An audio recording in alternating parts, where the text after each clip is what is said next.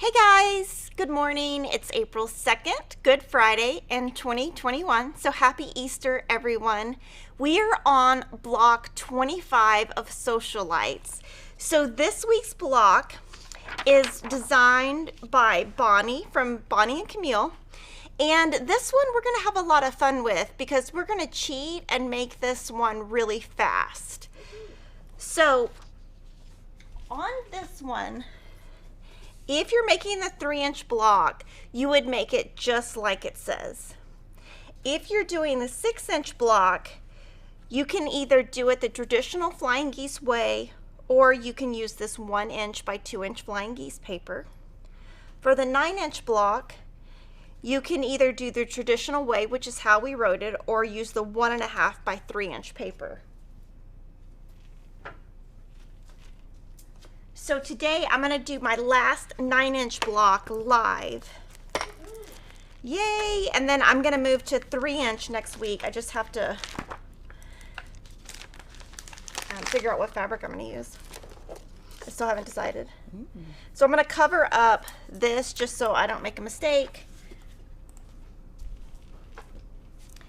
And if you look at the pattern, the A and the C are the same, and all the rest we will cut using this paper instead. And today I'm going to use this last print from Apricot and Ash that's green. And I'm going to show you how my quilt's looking kind of towards the end because I started sewing it together. So here are the blocks that I made months and months ago using Homestead Collection by April Rosenthal and the background 20708-40. And I did the 9, 6, and 3. Now with this is all pressed open, and back then when I made these, I didn't have the new triangle paper or the new foundation paper, I guess you would call it. We didn't have this, so I made these by hand, which is fine.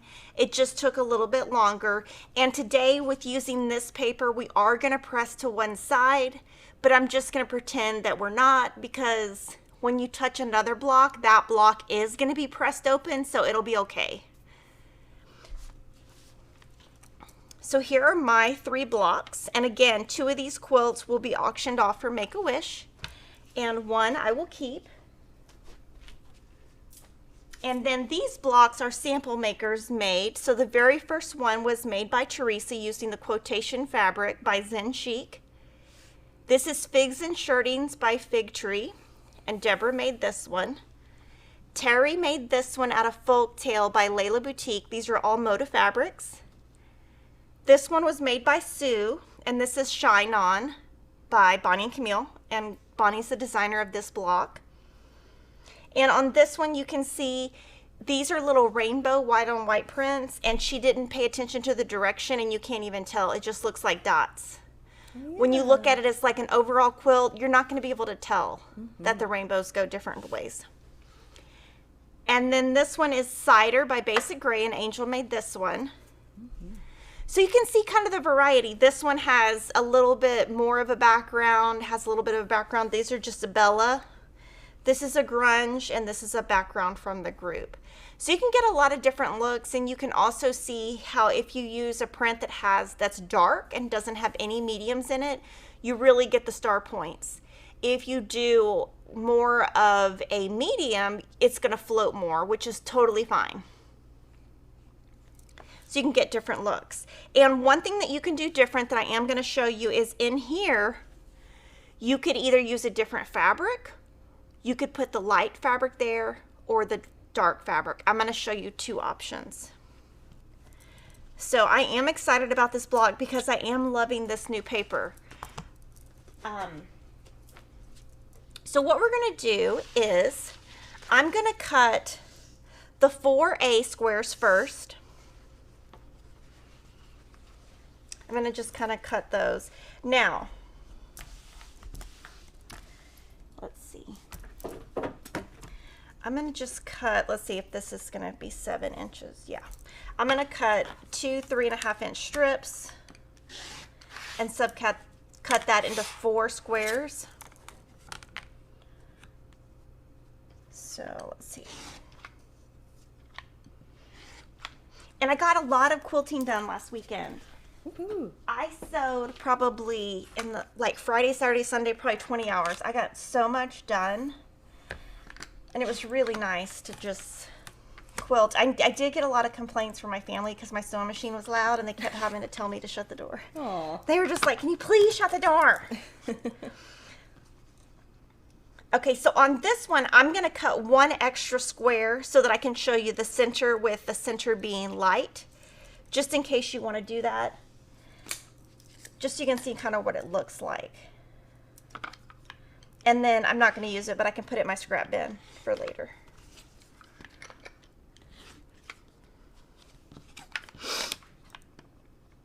So I'll just have that for extra.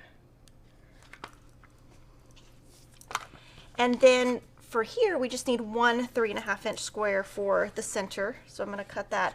Now here, I'm going to cut right here because I want a fussy cut. Now, if I fussy cut here, that's way too big. I mean, I guess it couldn't be, but it's going to be really busy in the center. So I'm going to cut here. And on these Creative Grids rulers, there's always a white circle with like the lines. So I just put that where I think the center is. And just cut. I don't always fussy cut. It kind of just depends. But right there, I thought it was a good opportunity. And this makes it really easy with these rulers because of that white in the center. Mm-hmm. So now we're going to work with the paper. And with the paper, what I would suggest, if you haven't tried it, just buy one piece. Sorry, one size. Try one size, see if you like it before you buy all of them. So this is going to be my A, and this is going to be my C.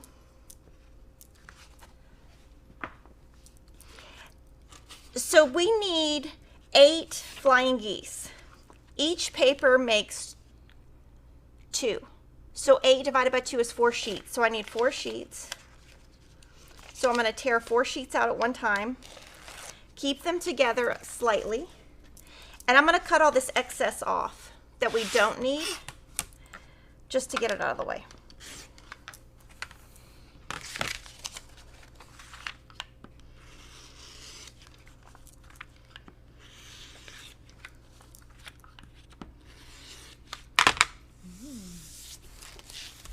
And then I'm going to use the add a quarter ruler, which, Lily, do you know where it is? Yes. And the glue. Let's see. Here's the. I have the glue. I have it right here. I'm good. Cool. Oh, that's funny. We have 2. So here, I'm actually going to just try to crease all of them at the same time.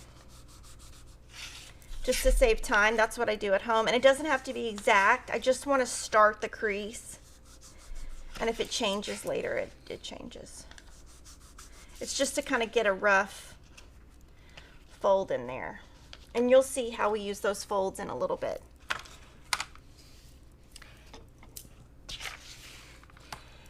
Now this is where I make a lot of mistakes, and I'm actually going to show you a mistake I made last weekend. I actually made it recently, so you will see how easy it is to make incorrect flying geese with the wrong fabric in the wrong place, because I did it this weekend and I saved it to show you.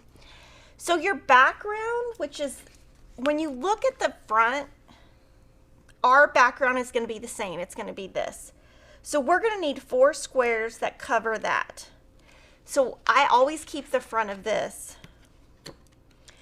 And on the back, we need 4 1/4 by 5 inch rectangles.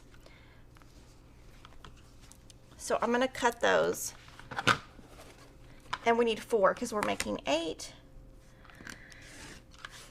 And actually, this doesn't have to be exact. So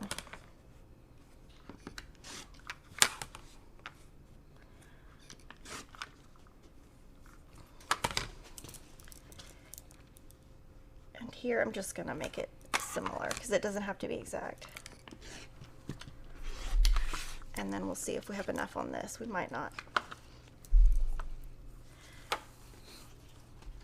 So I will cut from another piece that I have over here. And like I said, these don't have to be exact, so I just cut kind of close enough. Doesn't have to be exact. And then for our points, which is D, and then I look here because I didn't look this weekend. I really did make a bunch of stuff wrong. But you know, it's kind of funny because I'm going to figure out how to use it in something. So we need 3-inch squares. So we need 2 for each pad. We're using 4 pages, so we need 8 3-inch squares. So I'm going to just do it right here. I cut there, so that's kind of out of the way.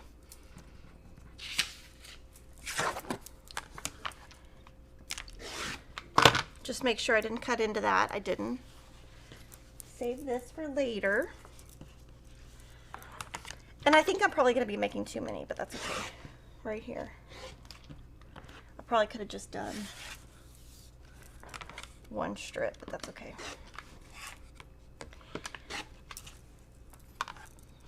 Stack these, and I'm going to cut on the diagonal once.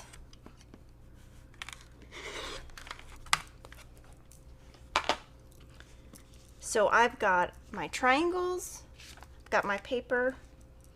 Now what I will do first is I like to use the Sew Daily or the Sew Line glue. It's actually the same exact product, so it doesn't matter. Put that on the back and put your fabric background, which is your inside of your geese, put it down and it's going to stay. I'm going to do that on all 4.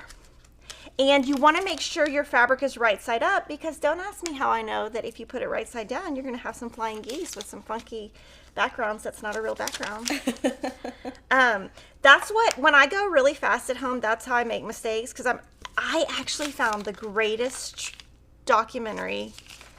I'm going to have to tell you about it at the end, but it is amazing. Yeah, and Lily has to watch it. I'm going to make her watch it. Ooh, I'm excited. I like documentaries. It is so good. And oh my gosh. I watched it yesterday and about died. Because it ended in Austin, and then the story it ended with I had heard of. Oh. When I was in college. Oh. Okay, so from here, before I do anything, I'm going to fold this back on each of the creases I already started. Use this at a quarter.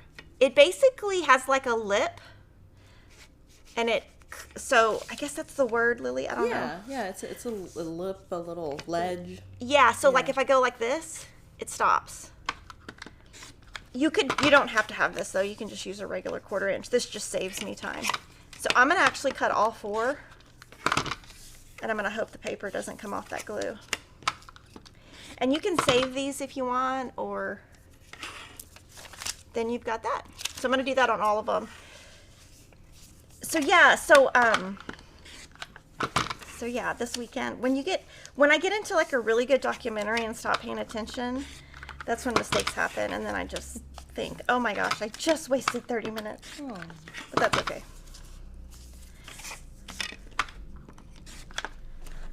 But yeah, I felt really good I got so much done. I didn't get as much done as I wanted to, but I got a lot done. Mm-hmm. Elena K earlier in the live stream was asking, or she said, I wonder, will Lily at Fat Quarter Shop be wearing a bunny suit? Oh my gosh, no, but she's wearing pink. I am wearing pink. Should have worn bunny ears though. I didn't think about that. The people at HEB at the curbside yesterday had bunny ears, and I was like, oh, that's cute. I haven't even gotten Easter baskets or anything, or Easter candy or Easter anything. I have Easter decorations. I'm gonna do that today. I'm taking Emma, her birthday's Monday, so she couldn't think of what she wanted, so I'm just taking her and her friend to the Domain. Oh, nice. And I'm gonna probably sit in my car and work, but I don't know if I trust her to go in with my credit card though. Yeah. I might send her with my mom's. Because then my mom can call her and talk to her. Aww. I don't think my mom cares. Okay. So now I don't pin at this point. What I do is I do this. Let's see. I'm going to move this over a little bit. Oh, is that going to mess up your other camera? I can adjust it. Okay. So I'm going to kind of move this over. And then what I do is I just do 2 sides at a time, and I try to center this a little bit. I mean, it doesn't have to be, but if you go over here too far, you're gonna chop off your little geese, I guess. So I try to center it. I don't pin, I just turn it over. I'm gonna put this open toe foot. I know it's not really open toe, but for me it is. I think it counts as an open toe. And I'm gonna go really low on my stitch length, like a 1.5. And I do start off of the line. So there's this line here. Oh, sorry. This line here. I'm gonna start over here, like out here, because then it's less likely to pull my stitches off. And I'm gonna go really fast. And I'm gonna do that on opposing sides on all four real fast. And at home, I do it just as fast. The key here is to make sure it's kind of centered so that you don't chop it off when you press. And by already having that white trimmed, you have something to line it up against.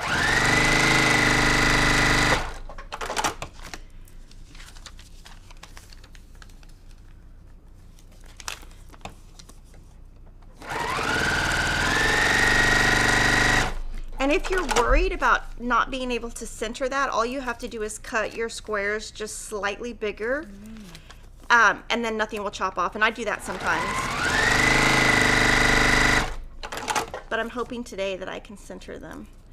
We'll see. And it really doesn't matter if you start here or here. It really doesn't matter. There's numbers you can follow, but you don't have to.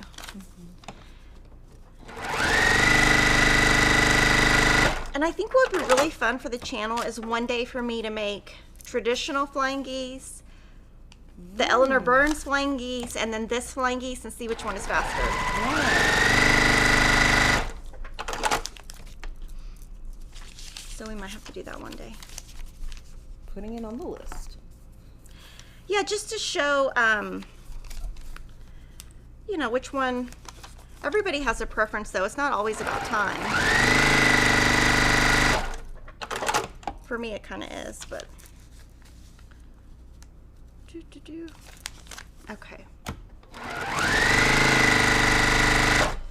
So we're halfway done with our flying geese. We didn't have to draw a line on our squares or anything, so super fast. What I'm going to do now is we're going to iron.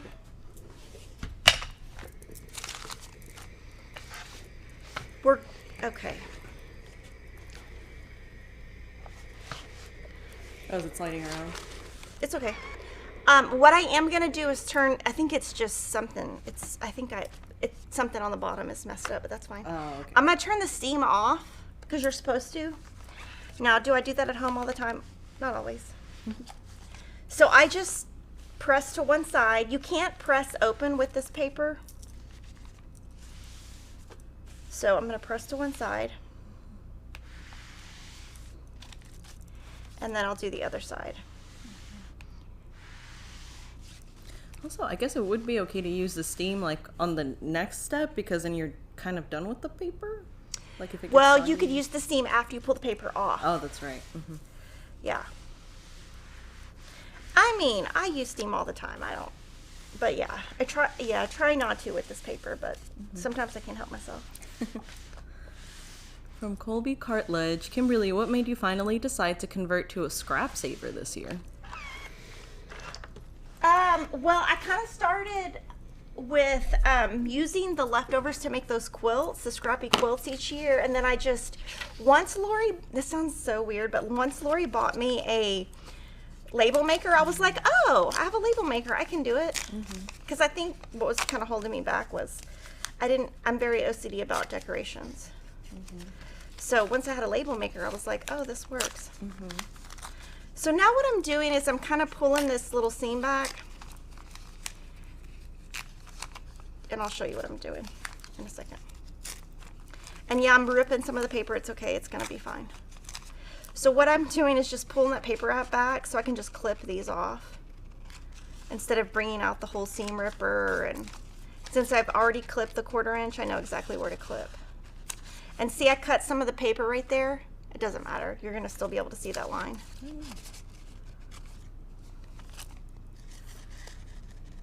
And from Chris Taco, getting ready to cut fabric right now that I've started using Kimberly's method. So excited. Question, if the quilt is going to be used and washed, can I wash the backing instead of starching it? Yeah. Because all you're doing is pre-shrinking it.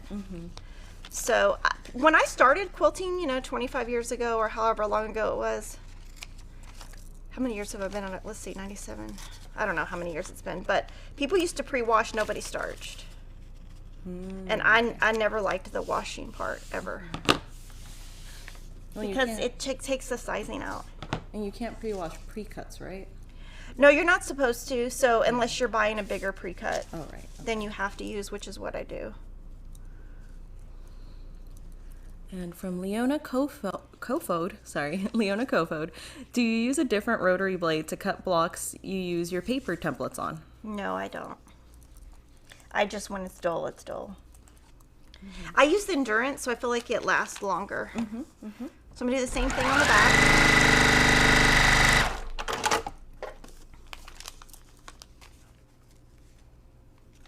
And on the second line, I do go all the way across here, even if there's not a line. So, watch. Technically, you don't have to go all the way across. I just do. I think it makes the ironing easier. Because even if you don't go across right here, you're still going to be in your 1/4 inch seam, so it won't matter. But I like to do that final stitch.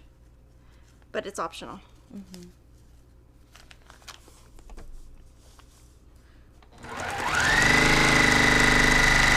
I think the key is I'm saving my scraps, but am I going to really ever use them? That's the key. When am I going to really use them? I have dug in them though to get little things out. So, I mean, I would say I've used some of the bigger pieces, just not the smaller ones yet.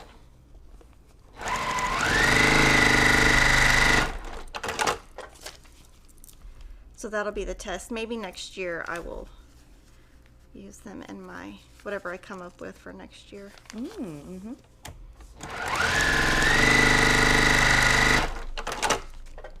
I will say I'm not saving so many because with that scrap quilt, I use up so much of it. Sometimes I don't have anything left to put in my bucket. Or my boxes, whatever you want to call it. Okay. So now I will do the final press and then cut them. And then if I want to, I can do steam on the top of those if I don't feel like they're flat enough. But I think that'll be fine.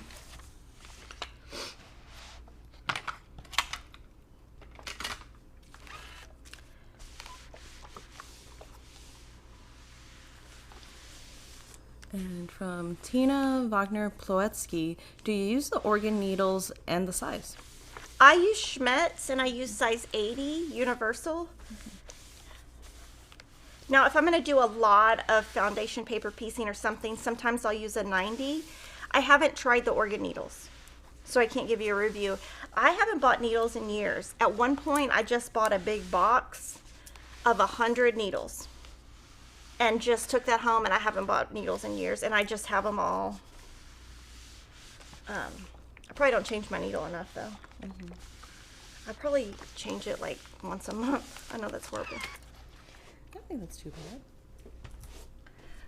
So now I'm going to, on the back, see, this is really going to give you 2 flying geese. Now, it will not give you an hourglass because in the center, you've got this going, which is extra. So this does not work for hourglass. If you want to do, not hourglass, square and a square. If you want square and a square, you have to buy the square and a square paper because this one won't work. I don't know why I was saying hourglass, but. So what I do here is you're gonna cut the outside lines and then the 2 inside lines. So what I prefer to do is cut the 4 sides first.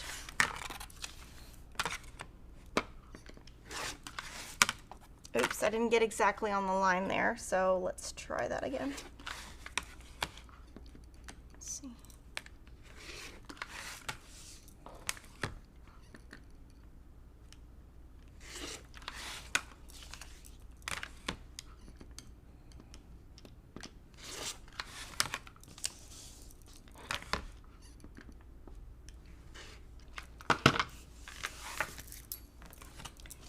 from Bernadette Canis.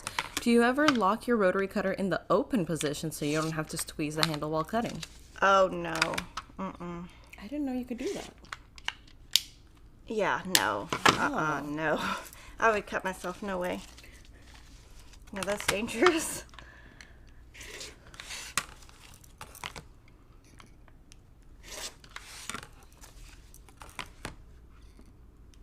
And then we had a super chat at the beginning of the live stream from Deb Keller for $9.99, and she says, "Happy Friday to Kimberly and crew. You are the best." Thank you. You're the best, Deb, and everyone watching. Thank you so much. And then we had a new YouTube member, Diana G. Welcome, Diana. And new YouTube member, Chris Eckhart. Welcome, Chris.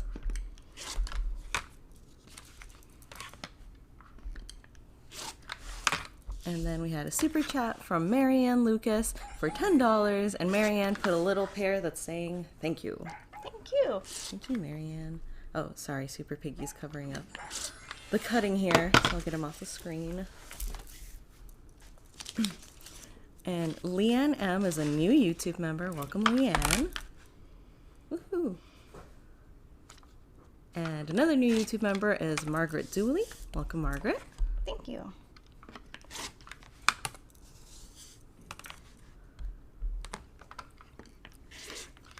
And then another new YouTube member, Deborah Amori. Welcome, Deborah.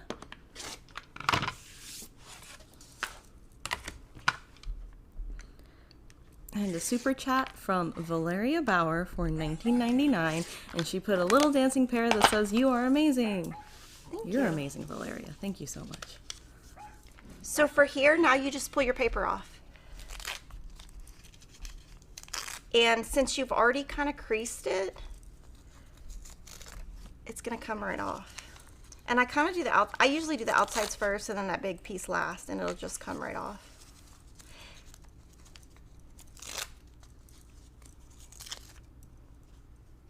And sometimes I put so much glue that there's some glue here, but it doesn't bother me. But today I think I was pretty good about not doing too much glue. Yay.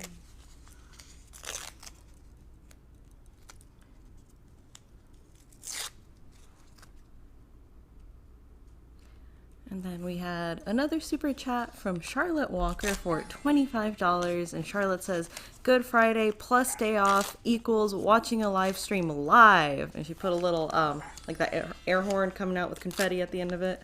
Thank you. Thank you so much, Charlotte. I did notice there's quite a few people who have made the comment that they finally get to watch the show live. And earlier I was scratching my head. I was like, that's cool, but a lot of people seem to have the day off. And then I realized it was Good Friday. So happy Good Friday to everyone. And thank you for joining us.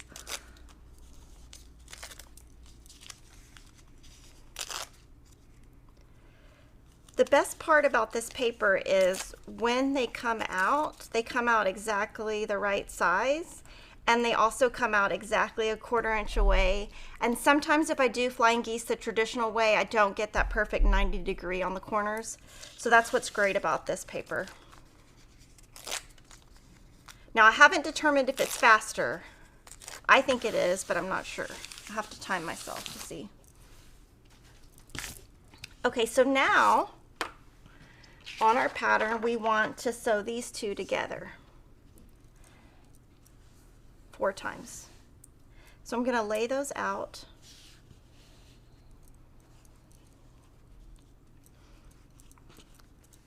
And the biggest thing with the paper is accidentally reversing the 2 fabrics, which is what I did this weekend. Oh.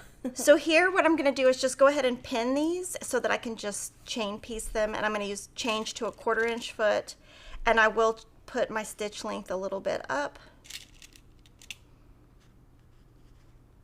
A little bit longer, I guess is the right word.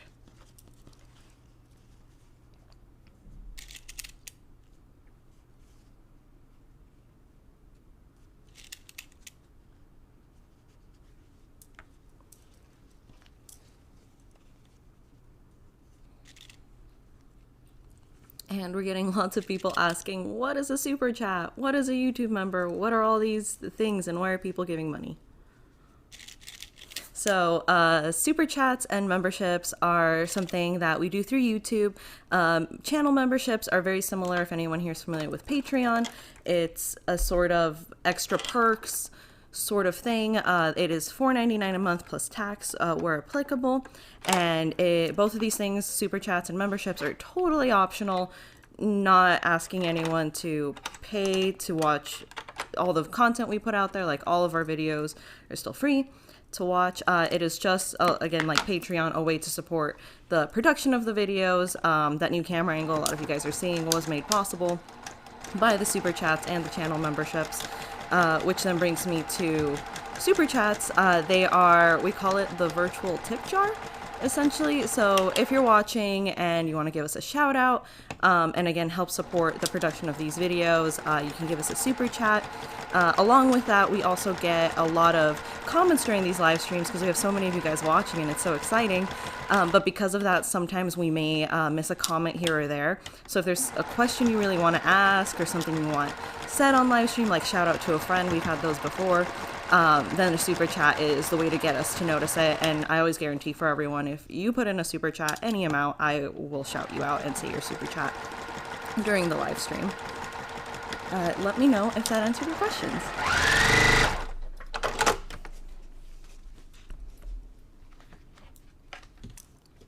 Now before I press, I am going to look just to make sure that my little points match. And you'll notice when I went through the sewing machine, some people put the point side up so that they can veer their machine to the point. I rarely do that because I find that I really don't need to, and I usually sew so fast that I can't keep up with keeping it in line. So these look pretty good. This one's a little bit off, like it's, but I'm gonna leave it. It's not even a little, it's just, well, I can do a little bit further in, but I don't even think it matters.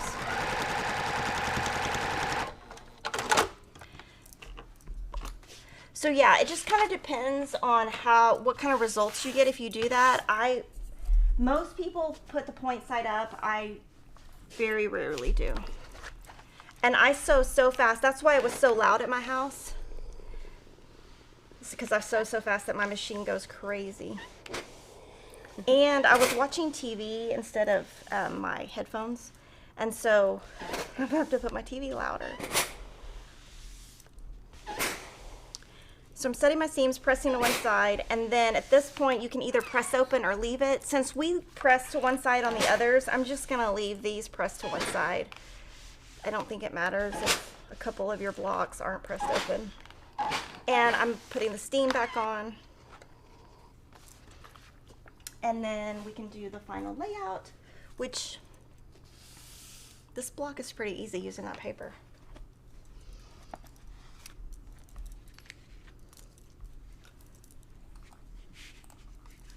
So for me, it's easiest to kind of start with the center so that I think of it as a star point.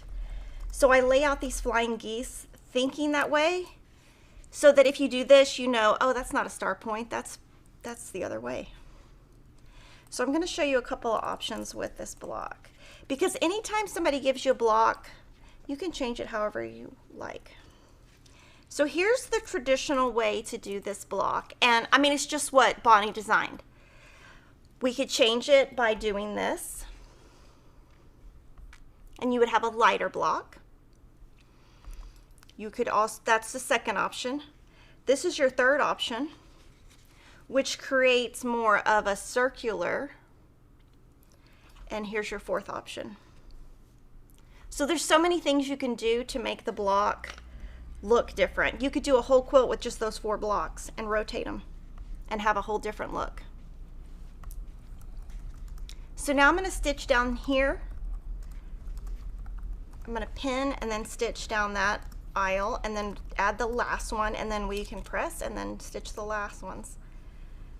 But this block does have a lot of possibilities.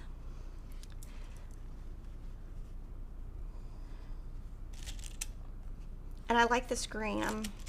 It's very Eastery for Good Friday. Yeah. I didn't plan it, but we can pretend I did. Yeah, totally. We can pretend. Okay, so I'm gonna stitch down there. I'm gonna keep them, I'm going to keep the pieces together, so chain piece. I'm gonna stitch like I do at home. This is as fast as I go.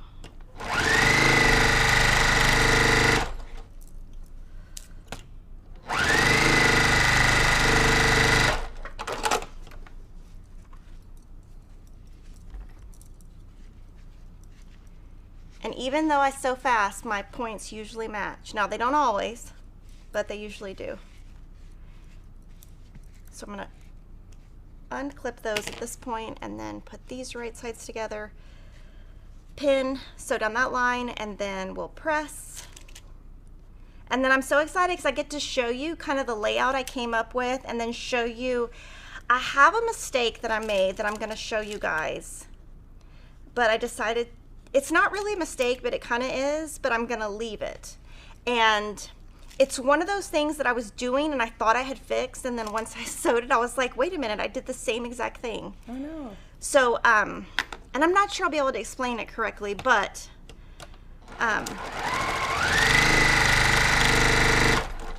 it was that same day that I made that other mistake. I had so much to do, I was just not paying attention. Well, I was paying attention, I just wasn't paying attention enough. Because I tried to fix it. Oh, hold on, I'm going a little bit.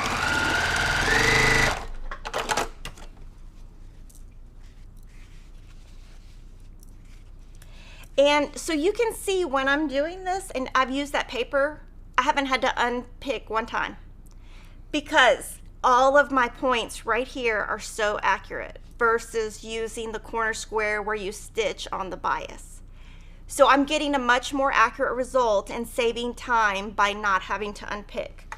Which, I mean, that's not going to always happen, but it is really nice when it does happen. Yeah. So here, I'm going to just press towards the solids. Just since I already started pressing to one side, I'm just going to finish that.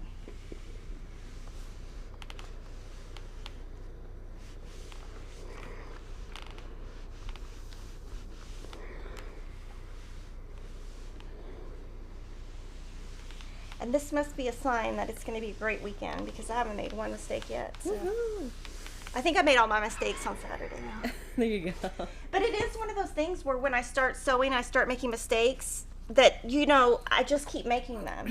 But I was just really into this documentary I was watching. Because I watched a bunch. I watched a couple on HBO. I watched I watched a couple of them. So I'm going to pin in each intersection. Colleen Armstrong was asking if you changed your stitch length now that you're not using the paper. Yes, I went to like a 1.5. Can you show it? I don't think the angle can capture that. Can you move it real quick? So I'm going to show you what I normally use for a regular one and then what I use for, it's hard to explain. So this is what I use for normal stitching, which is less than a 2.0. It's like to the left of the two. You can't really tell. And then I do this to do triangle paper. 2 knobs. So I always switch 2. So this is like a one twitch to the left of the 1 and 1 twitch to the left of the 2. Now, Nova, who works here, has the same exact machine. And her stitches come out different look, even though she's on that same knob, right, Lily? Yes. So it's kind of up to you. Now, I am going to show you up close my stitches. My stitches are pretty tight. I mean, in terms of short is the word. They're very short, so they are hard to pick out.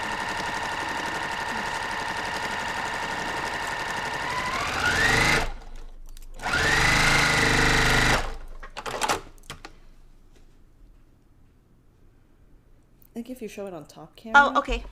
And I can zoom in real tight. Okay. So my stitches come out they're very hard to pull out because they're so tiny. Now, when I work with Nova and she makes blocks with me, her stitches are much longer. In the end, it doesn't matter. We combine her blocks with my blocks and quilts, but you can really see, I mean, my stitches are really, really, really small. They're way smaller than most people's. It might be too small for you, but you know, just see what works for you. I prefer to do that, even though when I have to pull stitches out, it's a pain. I feel like maybe part of it is when I stitch with that tight stitch length, for some reason I feel like my thread doesn't come out as much. I don't even know if that's right. That's just,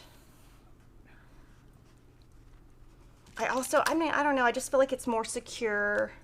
But it really, you know, it's all personal preference. You know, Nova's quilts, you couldn't tell the difference of hers and mine on the front if you tried.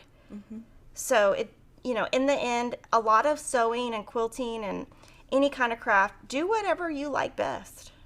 Yeah. It doesn't matter. I mean, if I look at Nova's blocks, she doesn't care what I do. I don't care what she does. You know what I mean? They all look the same on the front.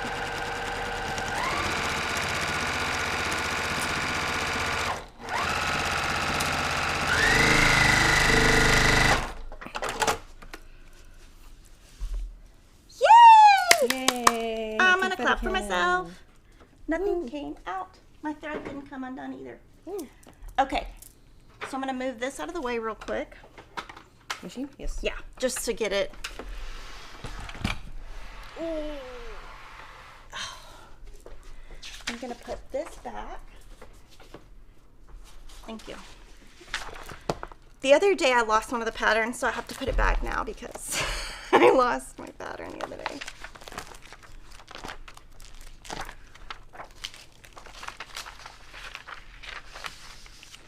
Now next week is going to be very, I don't want to, oh, you can leave them. Okay.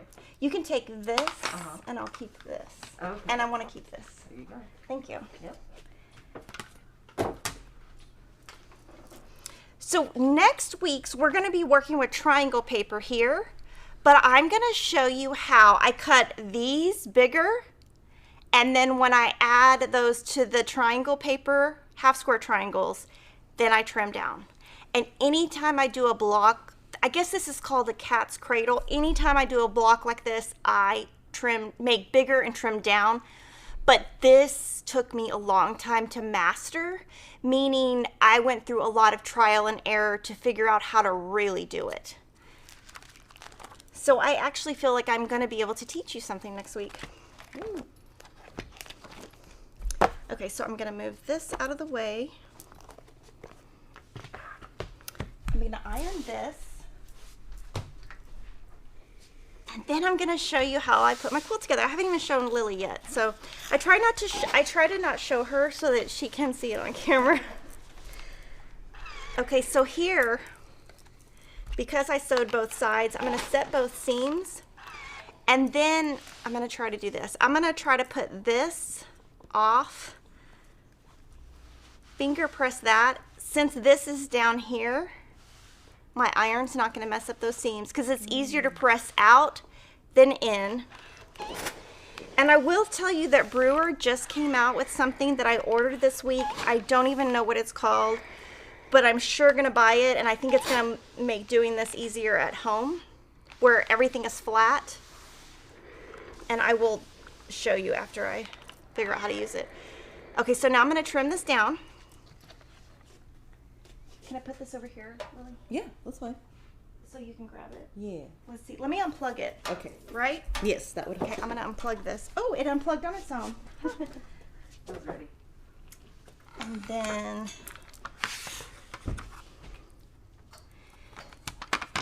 so here I'm just trying to get the threads off, and you know, just a tiny bit comes off. Now if it bows into the center, sometimes your block will bow into the center. Just leave it. Don't try to trim that down.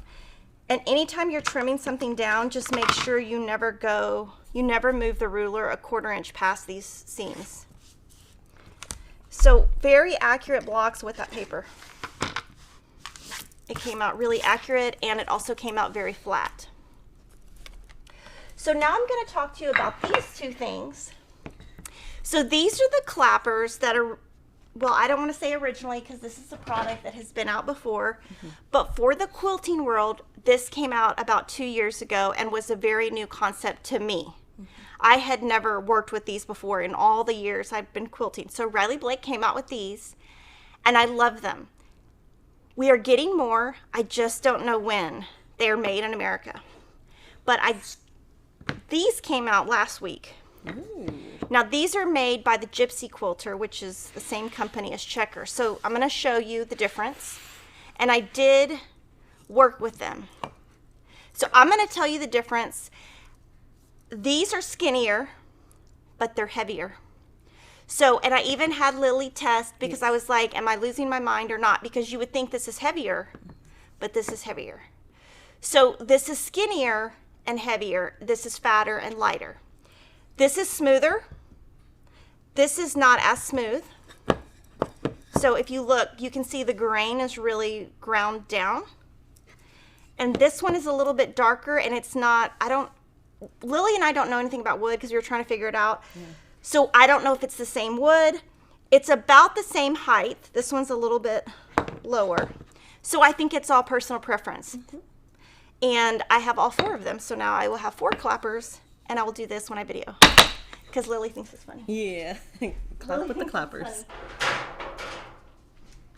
So yeah, I just wanted to show you those. So my review is that they're similar. And I can't really... Yeah, and when you use them with heat, they still work the same? Yep, they work the same. I think I like the wider part of one, but I like the heavier part of the other. So that's why it's a wash for me when I was messing with them this weekend. Mm-hmm. But then I thought, well, I better ask Lily if they're really heavier. No, yeah, they feel more like they're more dense inside. Mm-hmm. So with the Sewcialites, what we did is on the video, we have made 12 9-inch blocks. When I started the program, we had started with the 6-inch blocks, and I thought everybody wants to see their size. So next week, I'm going to start with a 3-inch size. Now that I've done all 12, I found a pattern that we have that's called the Maple Leaf, and there's a crib assembly. So I decided I would turn my apricot and ash blocks into this. So just instead of the Maple Leaf, I'm using my Sewcialites blocks. Just to show you how you can take one designer's blocks, put it with another designer's quilt. You can get all kinds of different looks. So what I did, okay, this is gonna be so embarrassing. Let's see. Okay, can you zoom out? Yeah, let's see how far we can go. Maybe I'll go this way. So this is how it's laid out, like this. Oh. Okay, so it goes this way, which is fine with the, okay. This was gonna, let's see, this is gonna go here. This is gonna go here. And this is gonna go here. Can you do any more? No. Probably not. So. Yeah, okay. That's as far as she goes. But I really wanted my blocks to go this way so that it was more square instead of rectangular. So do the front, maybe I can explain it. Yeah. Okay, so so this is the way it's gonna go, but I wanted my blocks to really go this way. Instead of this way. Okay. So I laid them out, and then I moved them, but then I just moved them a different way. So I moved them 180 degrees instead of 90, and then I sewed them together, and then I was like, oh, it didn't work. So my quilt's gonna be more horizontal rather than even, and that's okay. Nobody's gonna know. And I did do the fabrics where I did green, peach, gray, peach, green, gray. Do you think on the front camera it would show? Let's try it. No, down here. Oh. Oh yeah, no, but on the front camera you can't go to the table. No. Okay, so yeah, okay, so look at, okay, let's try again the front camera. Okay. So it's kind of like I laid out peach, green, gray, peach, green, gray. And I think with paying attention to that, so basically I had laid out my flowers going this way, and did it. And thought, no, that doesn't work, so I rotated this way. But I should have just rotated the block and not the placement. Anyway, it's gonna be fine. So what I am going to do that's gonna be different is on my patterns, I do write out my math. So instead of the borders cut 2.5 inches wide, I'm going to do 3.5, just so that it's a little bit thicker. And I went ahead and wrote out my sizes to help me. So I'm going to assemble this.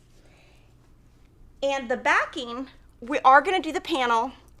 I was going to go ahead and do the panel and add the background to it, but I thought, no, I really want to have it all the way done to see the scale. So I will bring this finished next week with my backing and my binding so that you can see what I'm going to do. Woohoo. I know, I'm so excited. So also, real quick, I did want to show Bonnie's block, yes, since this was her block design week. So pretty. Yes, here's her Virtue block. She used Shine On to sew hers. Yes, so pretty.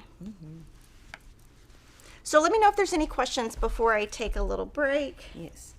But I am going to take this home. I'm so excited about this little quilt. Now, I don't know what I'm going to do with this quilt. I have no place for it. I don't know what I'm going to do with it. You could hang it up here. I don't know. It's pretty. Let's see, from Ceci M. If I paint the clapper, will it be okay? Oh, I would not paint it. No, because the heat of that paint is going to make, no. Yeah. If you notice too, the clappers, both styles, they have that like a laser engraving on it for the, yes, so that they wouldn't paint on it. So, yeah. Yeah, I think that's a good example. Okay. And then from Judy Daniel, I seem to have trouble with my seams coming out before sewing blocks together, even though I use 1.8 stitch length. If I try to back stitch at the beginning at the end, often I have trouble with knotting up. Okay, I would not back stitch the beginning and the end. I would go smaller, or I would make your tension smaller. It needs to be tighter. When you put your seam ripper into your seam, it shouldn't just come right out. It should feel a resistance. So I would definitely and if you back stitch at the beginning and the end, that's fine, but it's not gonna help you here. So if you back stitch here and here, here and here, here and here, that's fine. But when you're trying to do here, this seam is gonna start coming apart, and this seam's going to start coming apart, and this seam's going to start coming apart. So back stitching's not going to help you, because that's only going to help you in 2 intersections, not all 5.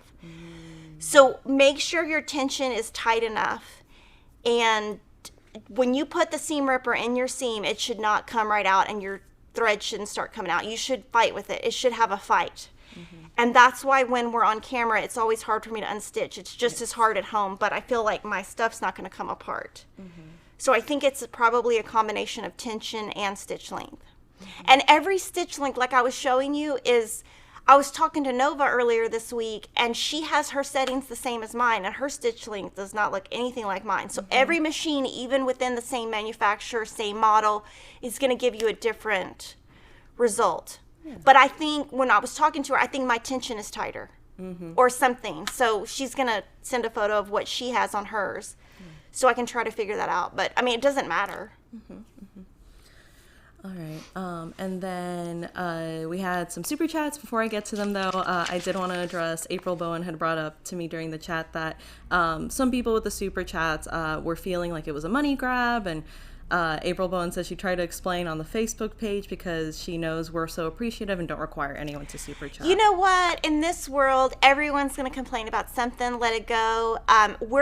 We are doing this. We are running a business. I mean, let's face it, we're running a business. And all that stuff that we get super chats, it's all used for Lily's equipment. Yes. It doesn't go to my paycheck. It doesn't go to Lily's paycheck. We added a camera. We actually have to buy another camera. Yeah. And you know what? Every live stream has them. It's not like we invented them. So, I mean, yeah, don't worry about if people complain. If people complain, maybe they're just having a bad day. Yeah.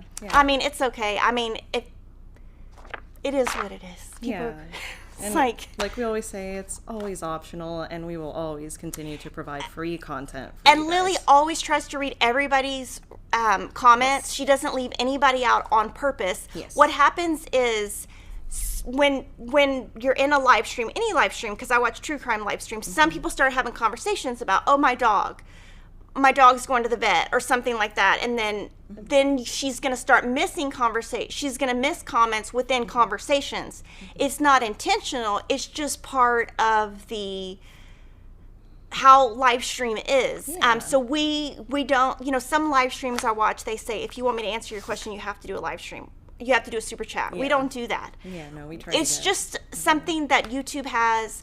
We appreciate it. It has allowed us to do a lot of things that we wouldn't be able to do. It's true. But because I mean, there are times that Lily asks me, can I have this equipment? And I'm like, yeah, no, sorry. There's times where we can't pay for it. Yeah. We're running a business. It is what it is.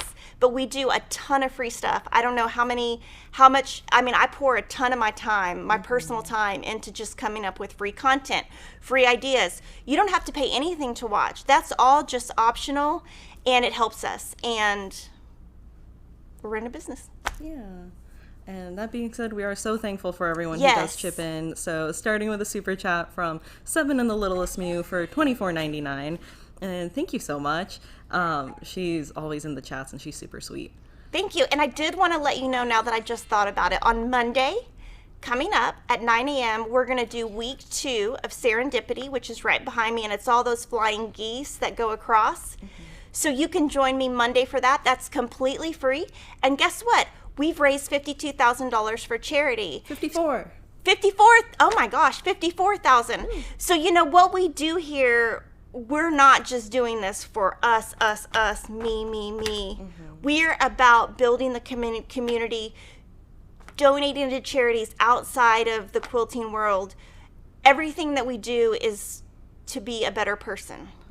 And there's going to be negativity with anything. It's the way the world is. It's okay.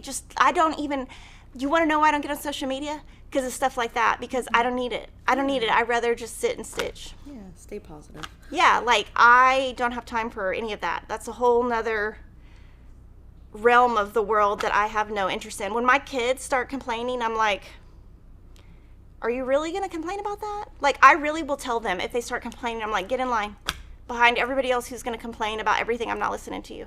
Until you turn that words you just said into something positive, you're not getting anything. And I mean, my kids know, I don't play around. Me and Kevin, the first thing out of our mouth all the time is, be positive, stop complaining. People don't complain in my house because I will put them in their place real quick. Yeah.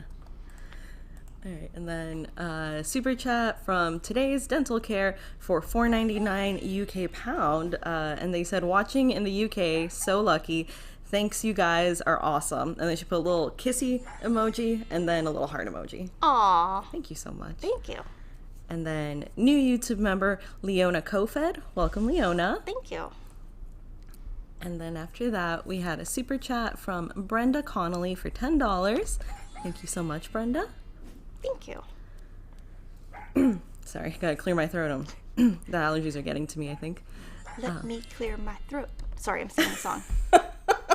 Sorry.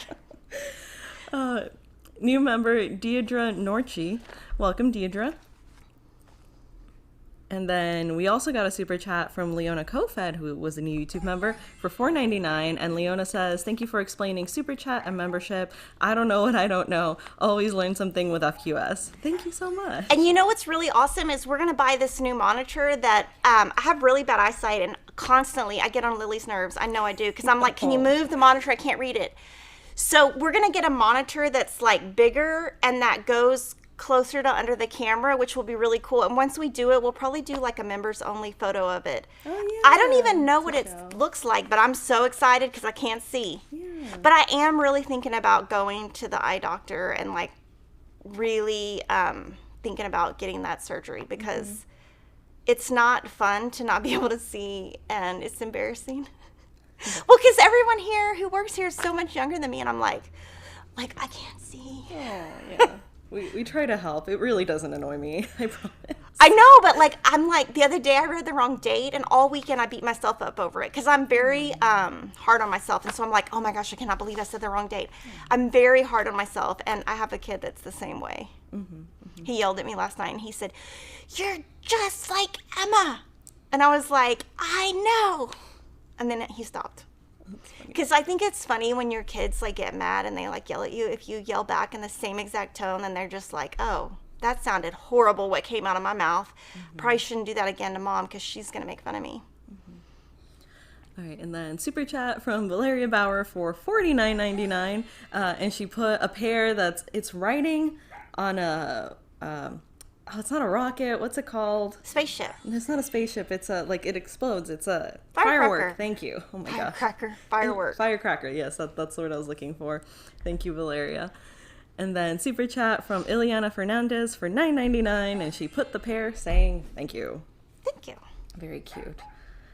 I want to know who at YouTube came up with the pears, because like out of all the super stickers, they're the ones I find most interesting. Yeah, and like no one else has a pear. Like, so I think it's kind of, because if you notice, everybody copies everybody, right? So you would think Facebook would have a pear. I mean, they are the same company, but they don't have a pear. I don't have a pear. But they are the same company. But you know what I mean? Like I haven't seen that other places. So I think it's kind of weird. Now I don't have like, what do you call it? Snapchat or TikTok. I don't have any of that. Yeah. I don't have any of that. I wouldn't have a clue how to use it.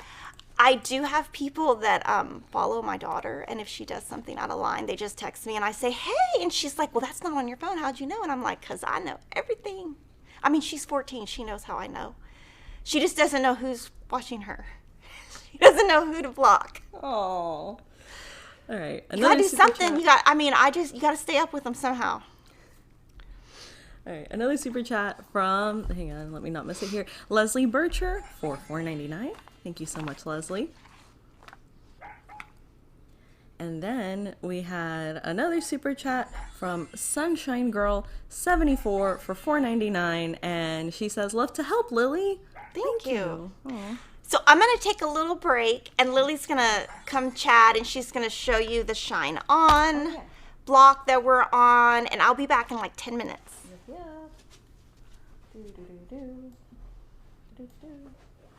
Intermission. We are still working on that intermission song, by the way. Don't think I've forgotten about that, guys.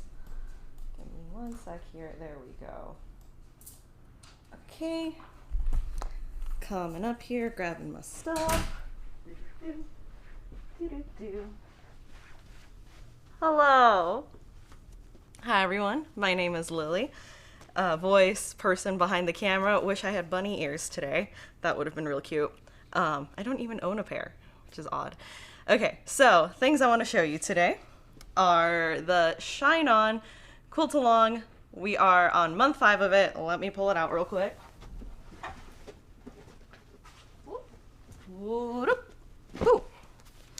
And I'm just gonna whip out my remote control here, my phone. Switch it to top camera there. All right, so the Bonnie and Camille Quilt Bee. Awesome book by Bonnie and Camille, Bonnie Olaveson and Camille Ross Skelly that we did with them. We are on month 5 of their Quilt Along. You can share your progress by following Camille on Instagram at Thimble Blossoms and posting your sew along progress there. And so there's these cute goodies to go with it. I always love showing this bag because this bag is just amazing. I've had one since we came out with them, and it is one of my favorite bags. It's just so sturdy, and it's got the pocket. All right. And then this month on the quilt, we are doing the double star block, the dream block, and the 8-point star. And those are on pages 98, 100, and 102 respectively. So let me just pull those up. Woo! So they're gonna be right there. And then let me just find them real quick on the quilt. I studied this before because I wanted to make sure I pointed them out correctly. All right, so this is the second block, but the first block that we are working on this week, I say we, I'm not actually sewing this right now, but one day I will. Here we go. This is the double star block right here. And then the next block we are working on, as I pointed out, was up here. And this is the dream block. And then the next blocks are the 8-point star. And I say blocks because there are a few. And they are right down here. This guy, and this one, and this one that's hiding in the fold. All right, so that is the Shine On Quilt Along month 5 blocks we were working on for this month. Let me just tuck this away real quick. cut it back to front camera. All right, and let me just quadruple check that there are no extra questions. Don't see any at the moment. Leave it there. Okay, cool. And that is all for this intermission. So, handing it back over to Kimberly. I'm gonna go that way.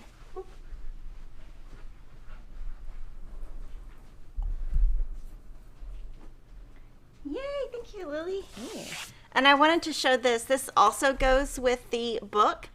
And this time we are on this block in the cross stitch stitch along. So on the cross stitch stitch along, we're doing one a week or one section a week, whereas on the block of the month quilt, we're doing one a month or a couple a month because cross stitching is quicker. So this weekend, I'm actually stitching this little guy right here. So if you want to know more about our cross stitch stitch along, go to Fat Quarter Shop Floss Tube and subscribe to that channel. And I will be live on that channel next Tuesday and Wednesday. So I'll be live next week 4 times, which is pretty awesome. So, and that is only available in the book. Look how they match. Aww. It's so pretty. Okay, I'm gonna put this over here. So it's up, so we are out of the way. So let me know if there's any questions before I move on. I want to first show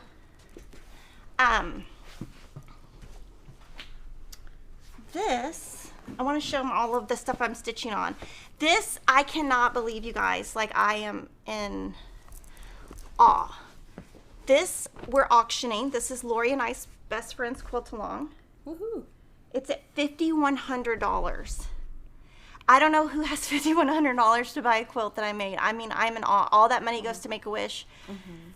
I'm so honored. I've been watching that, and it's really funny because there's 3 ladies that are bidding against each other. So it's 3 ladies, and I don't know which one's going to win. I don't know who they are, though, because it's just like an initial. Yeah. So it ends Sunday at 8 a.m. Central Time. Mm-hmm. And I'm going to show the label again. It's upside down. So I'll turn it around. And Lori and I talked about it, and we'll do this each year. It won't always be the same time of year, probably. Mm-hmm.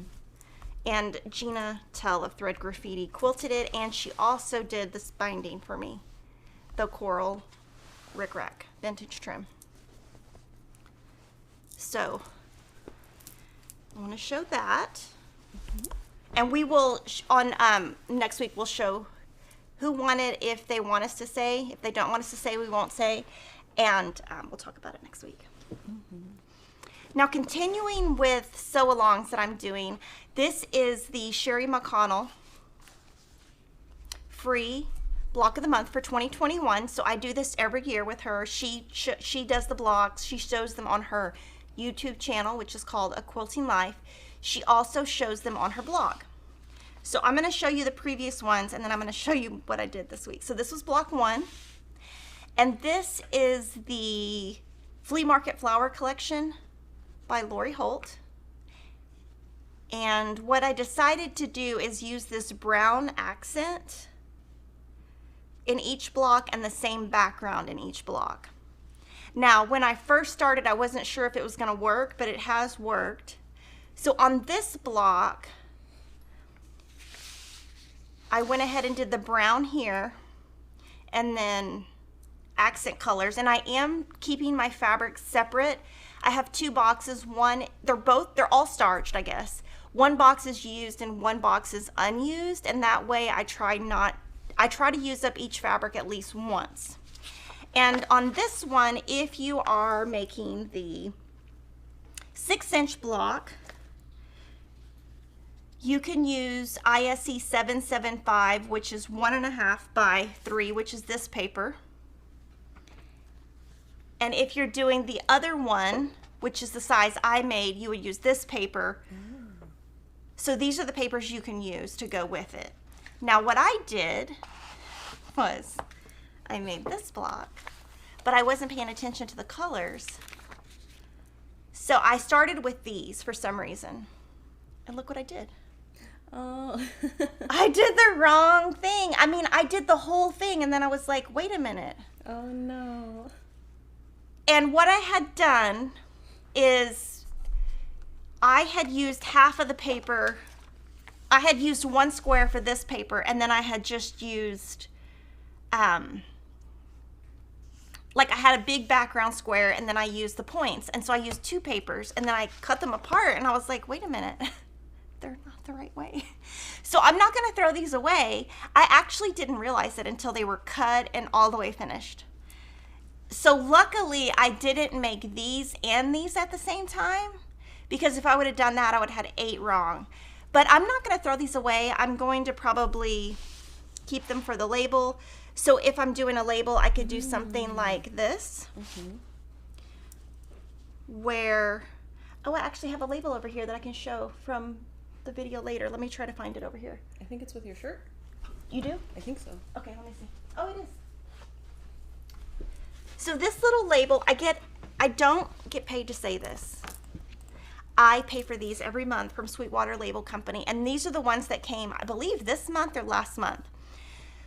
And what you do is you can either just sew this in, or you can iron this down to like a Bella Solid and then piece it in.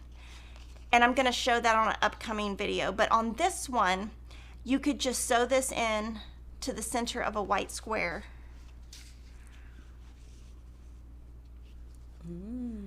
And do something like this.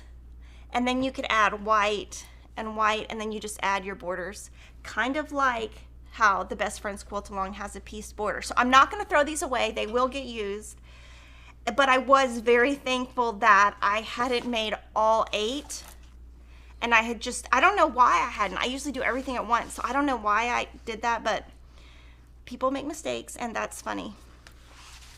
And that's my mistake of the week. And then I do, one thing that I do, oh, this is my electric quilt. So I use the electric quilt program and draw it out.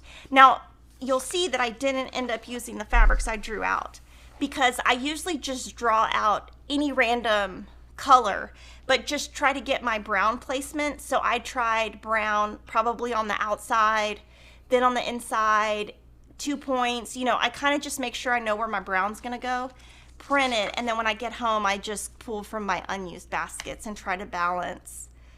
You know, I wouldn't want to have like 2 greens. So here it's probably like red or orange. You know, try to use each color balanced.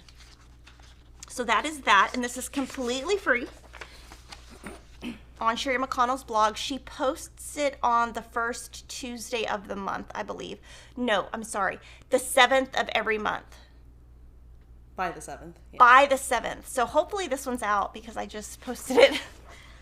Another thing that I did this weekend, I got a lot done this weekend, is I went ahead and took these blocks and sewed them into the row. This is the block of the month. We opened a couple of spots, but soon it's going to be completely gone. So there are videos on YouTube from Lori Holt. They're on Riley Blake's channel. There is a playlist with that, and you can go watch all the videos, and she gives you tips on each block. She colored the block of the month for us and new fabrics that are different from the ones in the video. So the video was done like 4 or 5 years ago, and it used her original Be Basics. Then the channel that it went along with was called the Imagine channel, and you could pay to get these videos. Well, that they decided to not do that anymore, but people wanted the book. So they published the book, and at that time they published it in Shabby, which is a basic. So then Lori said, let's recolor it in my newer Be Basics with some of the older. And one thing that I did do is I cut both sides bigger. I'm not sure how much bigger, but basically these rectangles are bigger than 50. When you lay this row, it's bigger than 54.5. When I start assembling, I will worry about trimming that down, if that makes sense. So I got all of this done, and I did want to let you know about those videos. And you can definitely give Lori comments on those videos. And I really, really like this. So that is my second thing I worked on. Let me know if there's any questions on that before I move to the last thing I worked on. From Janet Berry, help! I cut all my pieces for the sew by row, and I find working with the little squares too hard. I would like to starch the remaining fabric. Would I have enough fabric to do that? So each month you get that fabric for that month. So if you have enough left over, then you definitely have enough. But in future months, you will have leftover background that you could put back with month 1. Now, I don't know if you'll have enough from the scissor fabric. I don't know if you will or not. I saw a couple people asking if they can get the shirt I'm wearing, if it will be available soon. Is it? I don't even know if it's still in stock. It's showing in stock. Okay, it's in stock. Things, yeah. It's an older shirt, so it is in stock. Mm-hmm.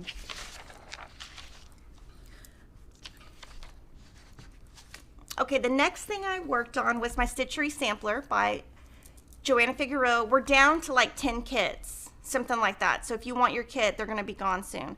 I did just kind of want to show you, I put a lot of notes in my patterns. I'm never going to make the quilt a second time, so I do lots of notes. And this is how I calculated my backing, which I'm going to show you in a minute. But a lot of how I come up with my backings, I have to write it out because I have such a short-term memory that I'm going to forget my numbers. So I want to show you first the front, and then here's my binding. It's in 2 fabrics, don't ask why, because that was also another mistake I made. But this is, I have my binding with it so I can send it to Gina today. So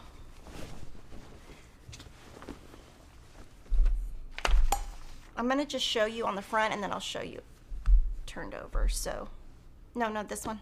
Sorry. That's what I meant. Top. I get the words wrong. So I will say that I was very pleasantly surprised with my results here. I was extremely worried about how this was going to go together and that I would have to unpick some seams, and I didn't.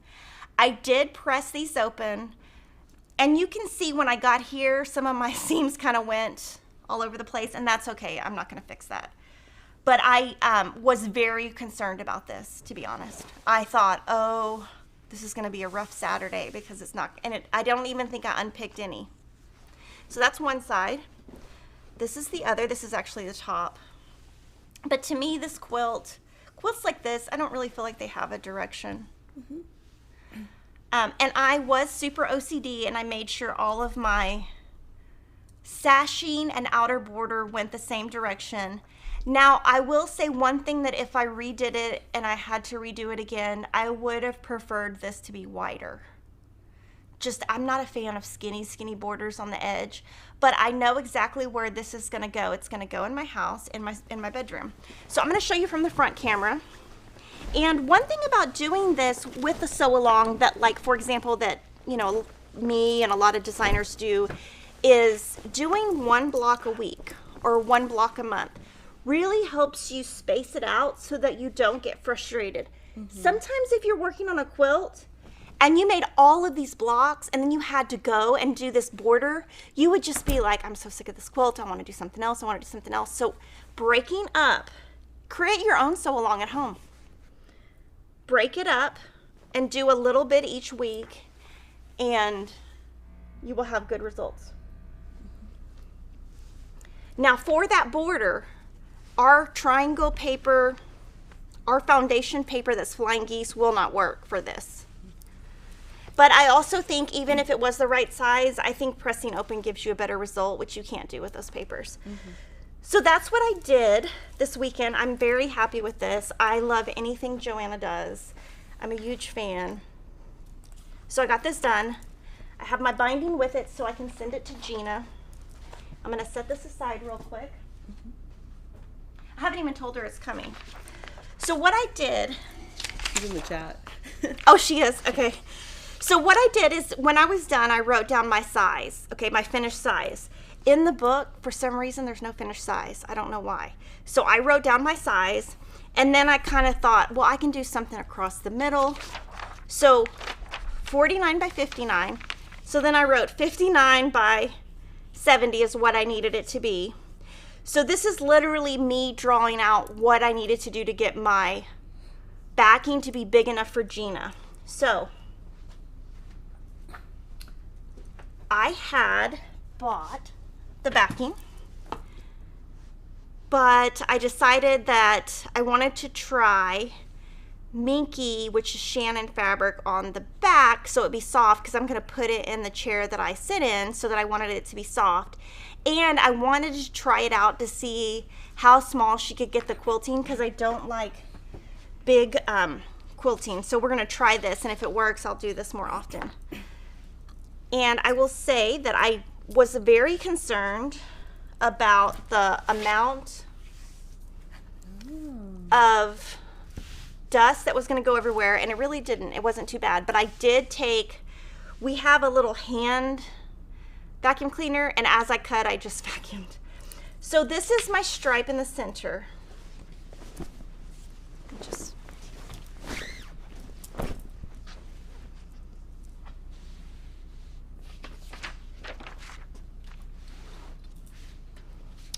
so I just had made these left over from one of the blocks. I added one of the Sweetwater labels, and what I did, you can see I just put that on top of one of these fabrics, so you can see it's thicker.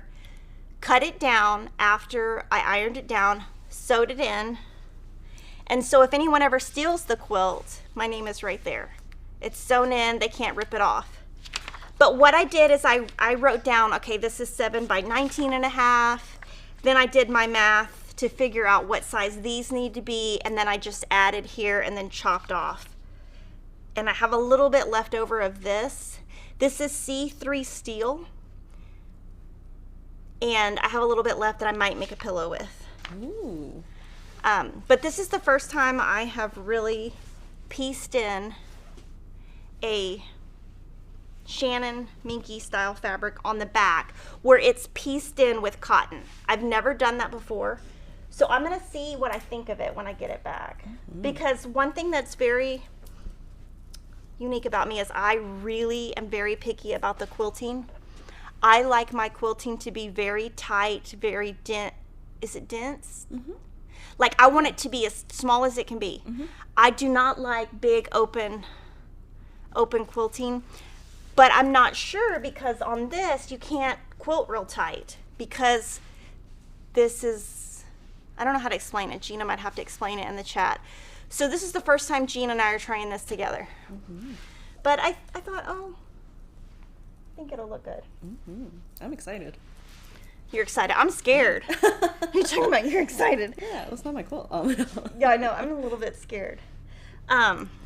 And I will say that I was kind of not sure what color to put here, because when I compared this to my bolts, like my actual bolts, the minkies are really yellowish, creamyish, or white, and I thought they fought with this. And I thought, well, what other color? So gray is in my bedroom, and there is a little bit of gray kind of ish right here. It's not really gray, so I just kind of went with the color. It doesn't even exactly match, but I think it works, if that makes sense. It was kind of hard to, I think putting a white next to this or a cream next to this is going to fight more. The other color that I thought would have been really nice was a yellow, but I don't really have a lot of yellow. So I kind of thought a little strong about that. Like I kind of went back and forth on what I was going to do.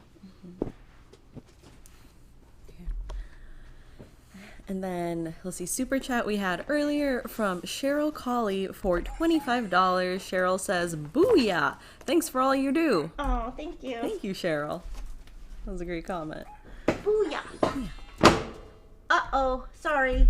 Have no idea what I've dropped, but I it's don't okay. either. I don't see it. It's okay. I'm queen of dropping stuff that I don't even know. I'm not trying to drop anything.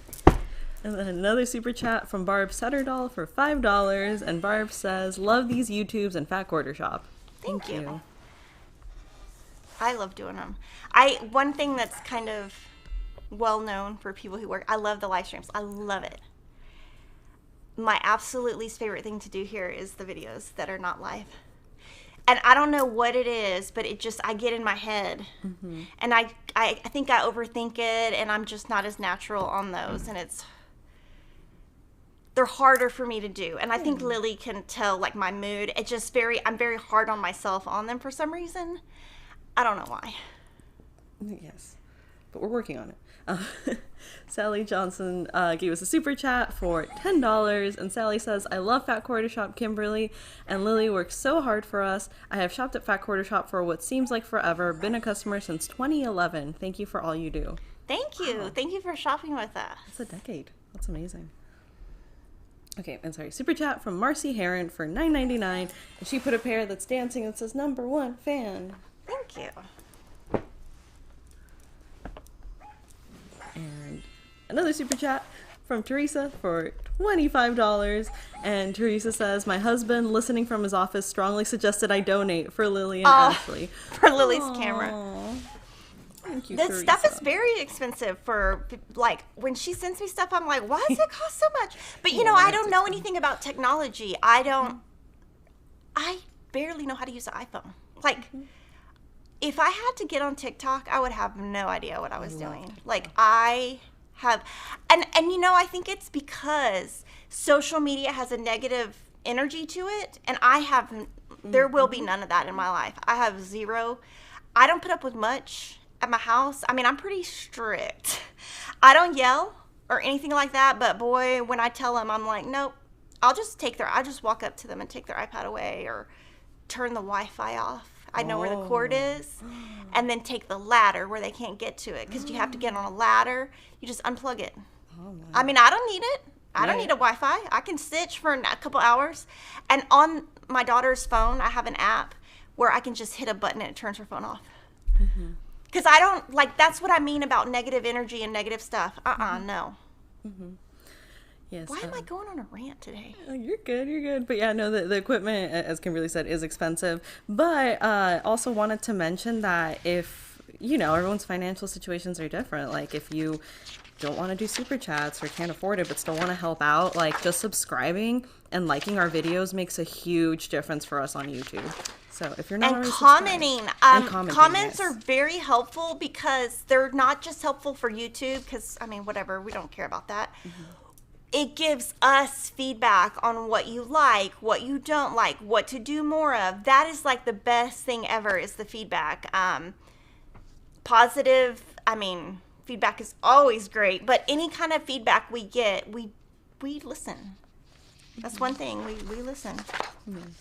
Also, real quick, wanted to acknowledge Kathy Ryan here. You almost made me do a spit take, because she was trying to type in the chat and say that she really liked how the Minky looks with the flying geese, but instead of putting an M in Minky, she put a K, and it was really funny. And then she goes, oh Lord, autocorrect, not kinky, Minky. Oh, that's funny. So thank you, Kathy. You made my day.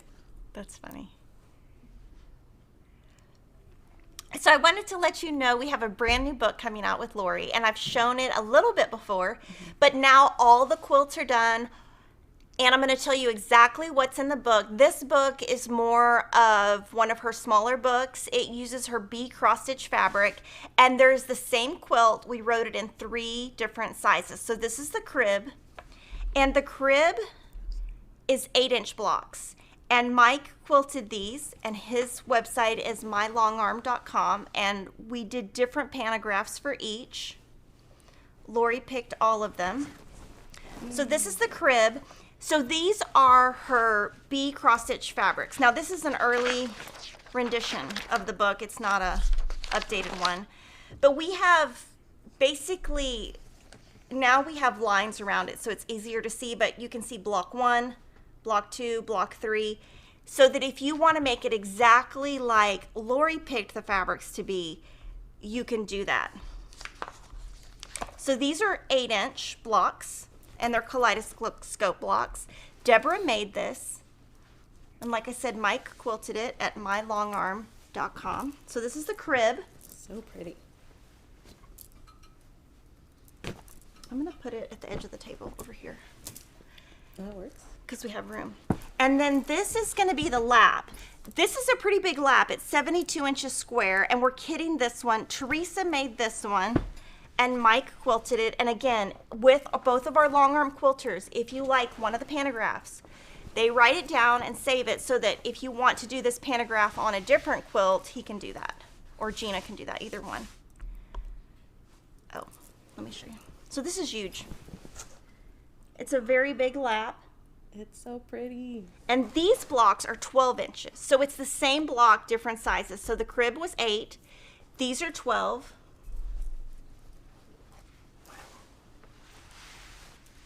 And we will do a sew along with this. This is one of her 108 backings. We will do a sew along. We'll pick all the details on that later. We just got the quilts done. And we are going to do a photo shoot soon. And when we do that photo shoot, Lily will do some videos so that you can see really up close. This one's the queen. This one's 96 inches square. Teresa made this one. It's humongous. Can you grab that quilt so I don't? Yeah. Sorry. So you don't knock it off. I don't knock it off. Oops! I just hit myself in the head with my. These are so big. So this is the same 108, different color. This one's almost impossible to. So it's the same colors. Now, there's a lot you can do with this, which is what we will show in the stitch sew along. These are 16-inch blocks. So you've got 8, 12, 16. Each of these uses 3 colors.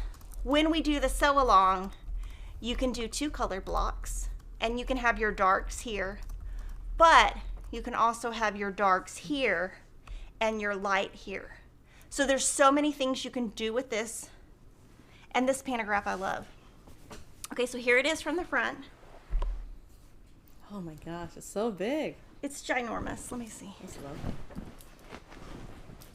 It's just really heavy with the batting, so it's very hard for me to.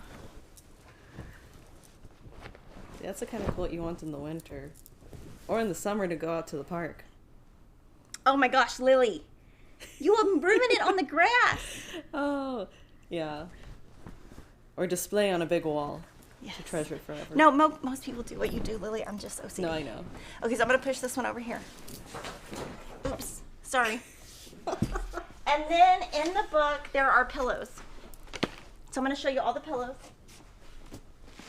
And this is what I mean about 2-color quilts. These are the small pillows, 8-inch size, fabric reversed, dark on the outside, light on the inside. This is the medium with the 12-inch blocks, and of course the instructions for all of this are in the book. Okay, let me show it on top camera. Oh, I'm sorry. So that's the medium.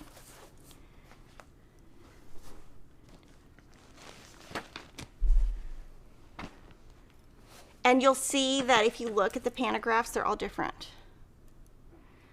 So this pantograph is different than this one. They're all different. So you can tell the quilting will give it a different look. This is more of a spring look. This is more of a modern look.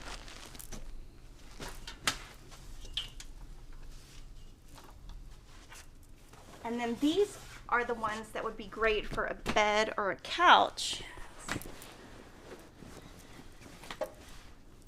These are the larger ones. So that one's brown. And we have instructions how to do the envelope back. Oh, or you could use them when you take your quilts on a picnic. They're just big. They're cool. Oh, okay. I got excited. I'm like, what? Kimberly's trying to understand me. I'm sorry. It's just like the pillows are nice and big, so you can make the pillows and then go on this big picnic with And the everybody would pillows. be like, oh my gosh, you're a matchy match. Yeah. And then we have 2 cross stitches in the book also. This is the cool colorway, I think. I can't ever remember if cool is blue or pink. And this is the warm. And the book is going to come out in May. And one thing that we're going to show in the book, pull one of the pillows. And if you want to know more about the cross stitch, join our fat quarter shot floss tube. Yes. Because we're going to, okay, so we're going to zoom in here a little bit. So what we are doing in the book is we're writing all the instructions the traditional way. So traditional half square triangle, traditional flying geese. But we're going to put a star and say if you want to do it with using the paper, these are the sizes to buy, and we will tell you how much additional background fabric you would need to be able to use that paper And also, just lost my train of thought. So it's going to tell you that, just lost my train of thought.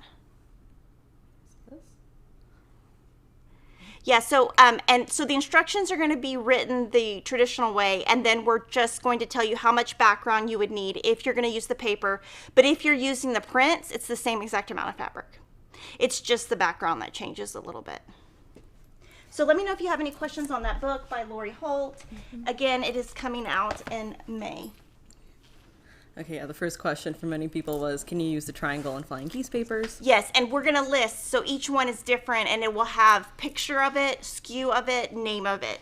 We had written out the instructions for both, and it looked messy, and I didn't like it, so I changed it yesterday.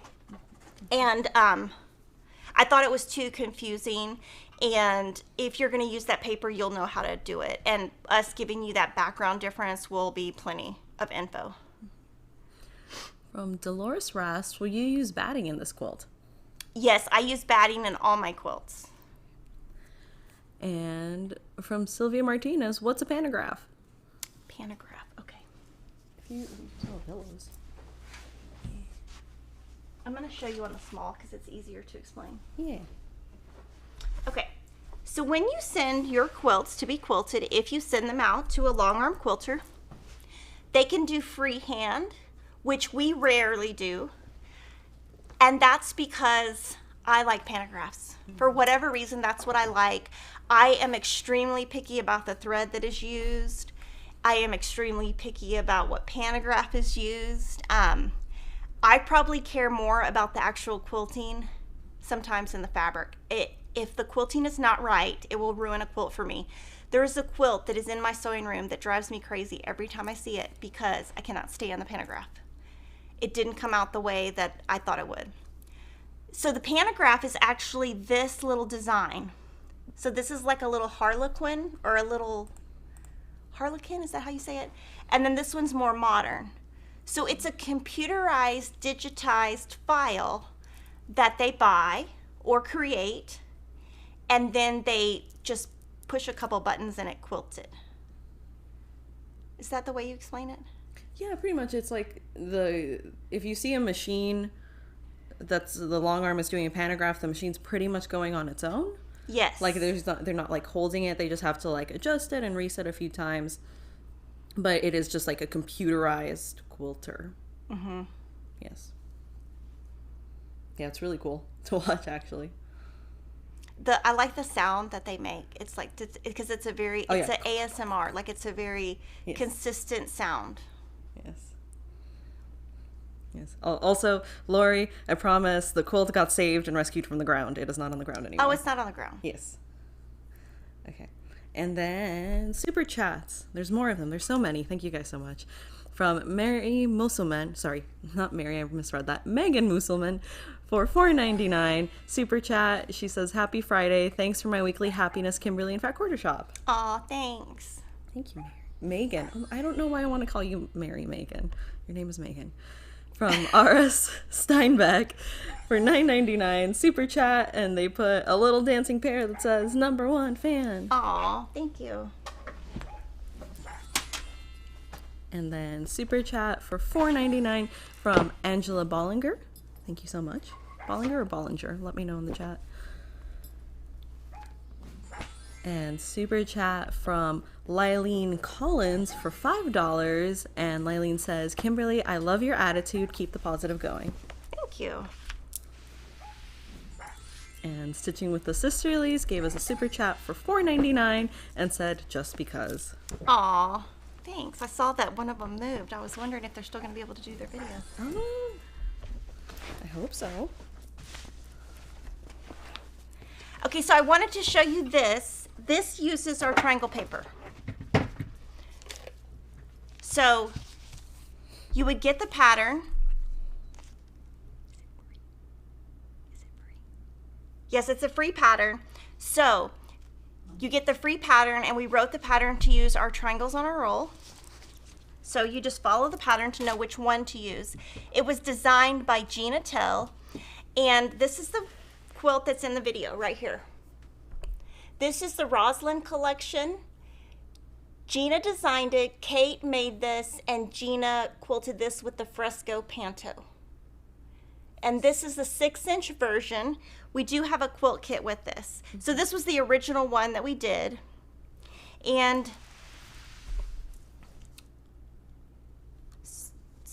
trying to see. There's different, depending on where you look, you see different stars. So see, you see a star here. Or the center star. A star here, and then there's a star in the center. So depending where you look. And so it's the same exact quilt in different sizes. So I'm going to show you different sizes, different styles. This is the original one. This is a smaller one. This one uses the Rise collection by Melody Miller. Lilly made this one, and Gina quilted it with the Maggie Rose pantograph, and this uses the 3-inch paper. That's funny. You said Lilly made it, and I'm like, what? I did? I did. It was a while ago. Like, wait a minute, did you? I did. Yes, it was a while back. And then this one is, Gina made this one also. Gina made this one and designed it. So this is the Zen Flower pantograph, but this is the Confection Batiks by Kate Spain, and this uses the 4-inch paper. So all of these are half square triangles. And the back, oh, look at her pieced backing. Ooh. Awesome. So these are probably leftover half square triangles from the front. And then it looks like she made this herself and printed it herself. Mm-hmm. It's really cute. So it's a great way to use up, especially if you're doing a small quilt where you don't have to buy a backing. You can just use leftovers. I mean, she probably had to buy this, but by doing this, she probably didn't have to buy as much because this is all probably left over from the front, right here and right here. So this is a great way to use up the triangle paper that most of you probably already have. Mm-hmm. This one is Dwell in the Possibilities. Angel made this one with a 5-inch paper, and this is Gingerbird by Moda. I'll show this one from the front. So cute. And the backing on this is amazing. Mm-hmm. Look at the backing. Ooh. So she used big chunks to make a backing, and that's a great way to do a backing, because then if you have anything left over, you just put it any which way. She probably did a Y seam here, because see, she probably had to do a Y seam at some point, which those are actually not as hard as you think. Yeah, they're not. So this is Gingerbird fabric. This one is so cute. This is 1-inch paper. This is Eleanor's Andover by Betsy Chutchin, and Nova made this one. It's so little. That's probably the one I would make. It's a baby. This one is 2-inch paper, and Nova also made this one. This is a great size for like a side table. And then this is a pillow, and it is made using 2-inch paper, and Gina also made this with the Confection Batiks. Mm-hmm.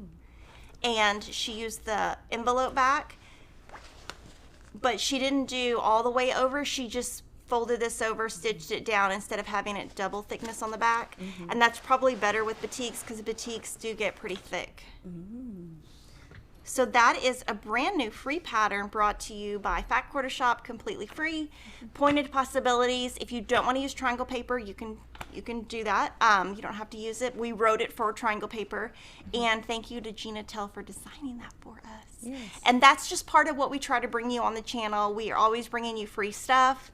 Of course, some of the stuff we tell you about are different designers' patterns. Some are free, some are paid, but we do try to bring you a mix of free items. Also, free video that goes with this that released yesterday. Yes, free video.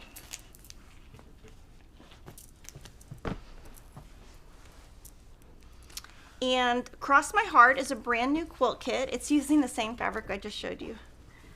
And it's called Roslyn. We just put it online.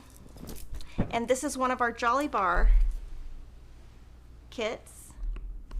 And, okay, there's not really a top and bottom because, oh wait, there is. Sorry.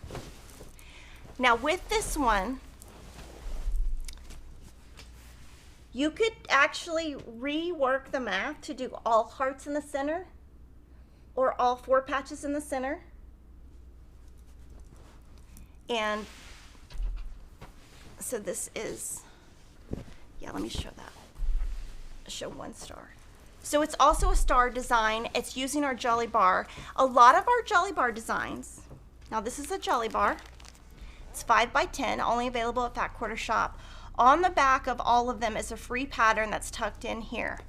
Most of the designs we do with the Jelly Bar use half square triangles because there's no waste. You use both sides and it can give you a bigger quilt. And you know, most people don't want to make a really small quilt. So that's new. And then Lilly also has for us a video called Tutorial Tuesday, where we take a really old video or older video. And this week's feature for Tutorial Tuesday is Jelly Roll Railway. And I love to look at old videos of myself and my hair and my weight. And I mean, it's so funny. And my nails, just to see older pictures of me. So that was released in June 2017, but it is a free pattern. So if you want something free to do this weekend and you've got some scraps or you've got some jelly rolls left over, you can make that this weekend. Yeah, you still have that ring. I do have that ring. I bought that ring in Mexico and it was $50. Ooh. I bought it at like, yeah, I mean, that was like, Emma was little. That was probably 8 years ago. Yeah, I still have the ring. I still wear it. I need to get it cleaned. It's just it's funny because we get so many questions on it. And I'm like, I bought it for like $50 in Mexico. It's like. All right. With Pointed Possibilities, 7 in the Littlest Mew was asking what background I used on mine. It's from Movie Star. It is part of their like sparklier collections. I forget the name, but it's the one in navy of the most recent collection that's sparkly. It's got stars. It's got stars, yeah. And I'm trying to, I think it might be called Sparkle. Yeah. I think it's called Sparkle. I was looking at it thinking, what is the name of that? Yeah, and I forget why we made that choice. I think it was, at that time, fabric specifically was hard to come by, so I just went with the dark from the collection. And from Jose Hugavine, what batting does Kimberly use most? I use Quilter's Dream 80/20, I believe. 80/20 Select. And what we do is I just buy big rolls of it and send it to my long arm quilter, and then all my employees can use it for their work quilts so they don't have to buy their batting. And most of the time I do pay for the quilting. If I don't, though, they still don't have to pay for the batting. I just buy big rolls of it. From Jacqueline Yvonne Woodard, is Kimberly going to do a sew along with the new Layla Boutique line Christmas morning? Okay, so I'm going to sew that and show it on the live stream and host a sew along for sure. She might host it, I might host it, we might host it together, but I'm definitely making that quilt. I'm definitely, okay, which one? Read it to me again to make sure I have the right one. I might not have the right one. Layla Boutique Christmas morning. Okay, that one. Okay, I'm getting ahead of myself. I was answering a different question. Okay, that, I took Christmas morning, and I am taking the Sew Sampler box patterns that come monthly, and I have sewn it up into 12 blocks, and I'm going to show that the month after the Sew Sampler box arrives. So it is, you can sew along even if you are not in the program because we sell those patterns separately. So that's what I'm going to be doing with mine, and I have made all 12 blocks. And let's see, super chat from Catherine Gaines for $10, and Catherine says, wishing the entire Fat Quarter team a wonderful holiday weekend. Thank you. Thank you, that's very sweet. And another super chat, this one from Jan Bell, or Super Piggy, there he is, for $5. Thank you, Jan. Thank you. And then another super chat from Twyla Stone for $5 Canadian. Twyla says, thank you for everything you do. I love your live videos. Thank you. Thank you so much. I love the name Twyla, by the way. It's very cute. And super chat from Janet Buster for $49.99. And Janet says, love the quilts. Thank you for all the great ideas. Here's a donation to the Mr. Magoo monitor for Kimberly. Thank you. Oh, that's so funny. Do you know what that means? I don't know what so that means. So Mr. Magoo had big glasses. Oh. I think he was like a cartoon character or a cartoon or cartoon book. I don't know. He was something with big glasses. That's great. That's all I can remember. I love it. Oh, and then Jan Bell, when she gave her super chat, had said, I am learning slowly how to do a super chat. Sorry, you did great, Jan. Okay, and then question from Crafting Upon Life, is Kimberly going to talk about the Jolly Bar Sew Along starting Monday? Yes, and next week I'm going to show my block. So I've talked about it a couple of times. I didn't want to show it too many times, but I'm going to show my blocks each week. I'm using Shine On. I love the way mine looks. I can't wait to put it together. Mm-hmm. And I will tell you, I'm going to talk to you a little bit about the documentaries while she gathers the rest of the questions. So I watched on HBO, there's a Tina Turner documentary. I thought it was very well done. I kind of already, because I kind of follow that kind of stuff, so I kind of already knew the story, but it was really well put together. I had read the articles they referred to in People magazine, but it was great.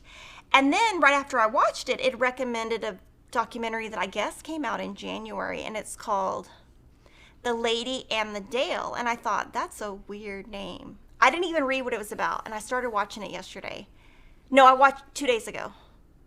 I watched it 2 days ago. And it's so good. But it's, I don't want to say controversial, but it shows stuff in the 70s. So if the story starts out in the 70s before I was born.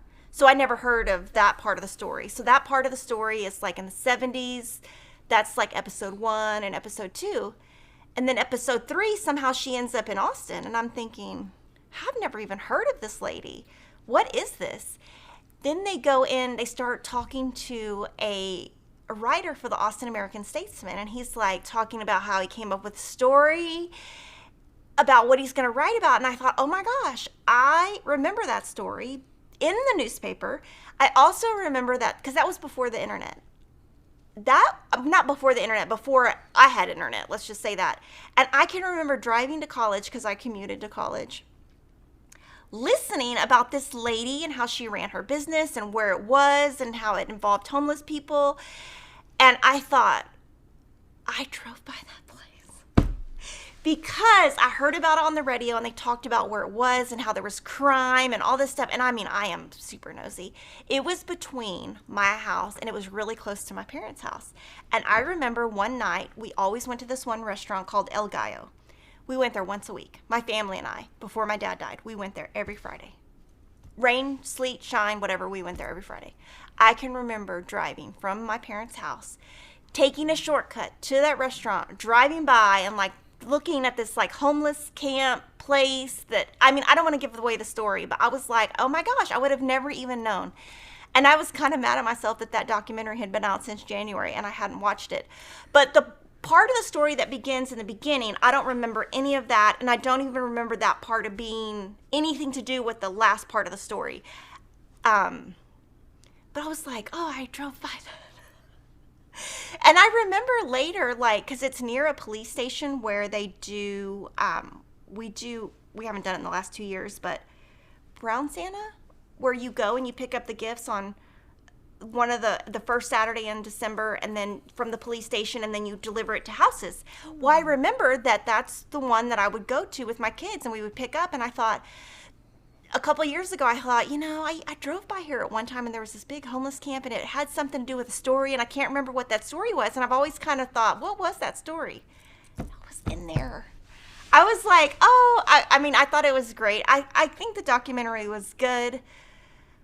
I wouldn't say it's controversial, but I didn't even know what it was about. And I think the best part about watching it was that I didn't know the story. And so a lot of times when I'm watching documentaries or true crime, I've already heard the story. So there was a brand new documentary out about Patricia Gucci, Reggiano Gucci or whatever. I'd already heard the story. So I watched it and it was good, but it's not as enjoyable because I've heard the story. I already knew who killed who. And, but that documentary is so interesting. And I had so much fun watching it. So I texted Lori and I was like, you got to watch it. She's like, what's it about? I'm like, it's about like a million things. Just watch it. So Yeah. So if y'all ever know of any good documentaries, let me know. But that was so funny because I'm like, my nosy, silly self drove right by that. Because I am pretty nosy. Like if I know of something, I'll drive by. Like if there's like a crime or something, I'll drive by. I'll drive by just to see, like if they're talking about on the news. I mean, I don't do it as much because I don't really watch the news. But back then, I mean, there was no internet. But I just remember hearing about it on a radio show and them talking about it. And anyways, I just went off on a tangent. What questions do we have? Sorry. You're good. Okay, from Heidi Hansen, the Jolly Roll patterns, does it show what pattern is before you buy? Yes. So if you click into the Jolly Bar, if you scroll down, there are additional images that go across under the image horizontally, and it shows it to you. And we do have 3 Jolly Bar books, and the books are only $9.95. That's actually what we're using Jolly Bar Book 3 in the Sew Along that starts next week. And next Monday, the Serendipity piece comes out for the charity quilt that we've raised $54,000 for, Make-A-Wish. So that comes out next week. And there's something else that comes out, but I can't think of it off the top of my head. So I'm going to do a video on Monday on using the flying geese paper to make the flying geese, which is kind of what we did today, but I'll probably show it on a more of a mass edit scale, I guess. Mm-hmm. Okay. And then from Deborah Lafayette, do you starch your sew by row fabric, or did you? I did. There's very little you will find on this channel that I didn't starch. I find a way, meaning I spend more money on a bigger pre-cut, or I just do weird things, buy more background fabric to make sure I have enough. I do not find good success without starching, and I'm very much a creature of habit. That's one of the worst one of my worst personality traits. I like it my way. This is what my dad used to say. He used to say, it's my way or the highway. And that was kind of the way it was in our house, because he was like, I'm paying the bills, you do it my way. So I kind of got into that because that's how my father was, and I'm exactly like him. I look like him, I act like him. But I am very set in my ways, which can be a very good thing and a very bad thing. So it's one of my worst personality traits. So I almost go into like, if I can't starch, it's not enjoyable, so I don't want to do it. And it's because I'm so set in my ways, and I'm so set in how I do things. I'm very rigid. And that's not always the best thing, but that's why I do that. All right, and then we had a super chat earlier from the beginning of the show that we missed from Pam Chamberlain for $5. Thank you. Thank you, Pam. And then the Cozy Coneflower was asking, are you going to watch the Jeffrey Dahmer documentary? I've already watched it. Jeffrey Dahmer. You don't even know how to say. Oh my gosh, Lily. Girl. Do you not know who Jeffrey Dahmer is? I don't. Oh my gosh, you don't want to go. She would have nightmares. She couldn't handle it. Yeah, I have very vivid dreams, so let's, yeah. Yeah, no. Yeah, there's a couple of them. I've watched all of them. But the one that came out recently, I watched the same day. Yeah. The only thing there's one thing out there that I haven't watched that I need to watch, but I can't remember what it is. But yeah, if it's on Netflix, Hulu, HBO, I'm on it. Mm-hmm. Like the day it comes out, the Tina Turner documentary, I didn't even realize I watched it the day it came out. Because what I do is I watch the documentary and then I like to read reviews of it, because I don't watch TV with other people. Because obviously my kids, they're not going to watch that stuff. And Kevin is not going to watch any of that. So I do miss the part about having an interaction with someone where I can say, well, what do you think of that? Do you think that person was bigoted, or do you think that that was a correct statement, or how do you feel about this person, or do you think that was a good person?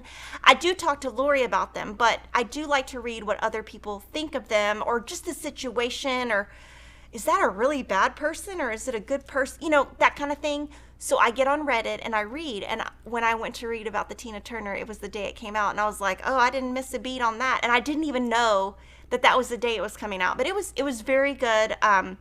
They skipped over some things that I knew about. It was like something I knew about before about her life, and I really wanted them to talk about it. So I was kind of hoping that was going to be discussed in the documentary for whatever reason, and it wasn't. And I'm sure it's just a personal reason, which is totally fine. But that would be my only critique, is that I had kind of was hoping to know a little bit more about this one situation that wasn't talked about. Mm-hmm. So that's neither here nor there. That's just Yeah. From Jean Cameron, how does Kimberly like the Big Easy? Okay, I love it. So I tried it. It does bow. Somebody had asked that last week. I don't want to say it bows, but it's so heavy that it's not very flat. So you have to push it for it to be flat. But I did use it. Let me think of what I used it on. I used it to cut borders for a quilt that I haven't shown yet on the channel, and I liked it. I did like it. It did not move, and it was really nice, like, because it holds the fabric down. But it does. I don't want to say bow's not the right word, but most rulers, when you set them down, is it here? No, because we were out of stock. Okay, so when you set it down, most rulers will just go flush with the table. This one kind of sits up a little bit because it's so big, and I probably need to store it flatter. But yeah, I used it. I liked it. Now I'm only going to use it for borders. Probably I probably won't use it, or if I'm cutting, just stuff that I'm going to starch that's big pieces, I'm not going to use it for general cutting every day. So to me, it's a ruler that if it's in your budget, get it, but it's not something that you have to have. I don't feel like.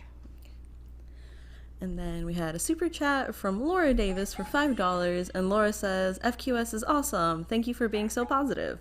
Thank you. Thank you so much. All right. And then we had a new YouTube member, Sarah Rice. Welcome, Sarah. Thank you. And last question here from Lori Lipsmacker. How was the Dateline last Friday? Oh, it was really good. So the Dateline last Friday was about Lori Vallow. And I have followed that case from before it was ever even on national news. I followed that from a random YouTuber who picked up that story and was talking with Kay and her husband before Dateline or anyone else got involved. I would say there was no new information, but there was a new perspective on the information. So I thought it was good. There's supposed to be a new one tonight because I saw that.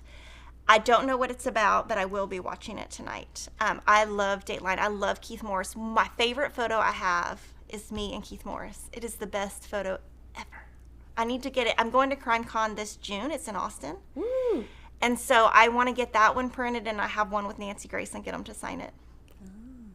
Yeah, so I am going to CrimeCon. So if y'all want to meet me, you can come to CrimeCon in Austin in June because I will be all over that place. And I'm going to love it. It'll be my favorite thing of the whole year. So guys, have a wonderful Easter. Thanks for watching. I'll be back next week. Next week I will be showing my 9-inch blocks all sewn up, and I'll show my backing too. So I look forward to seeing you next Friday.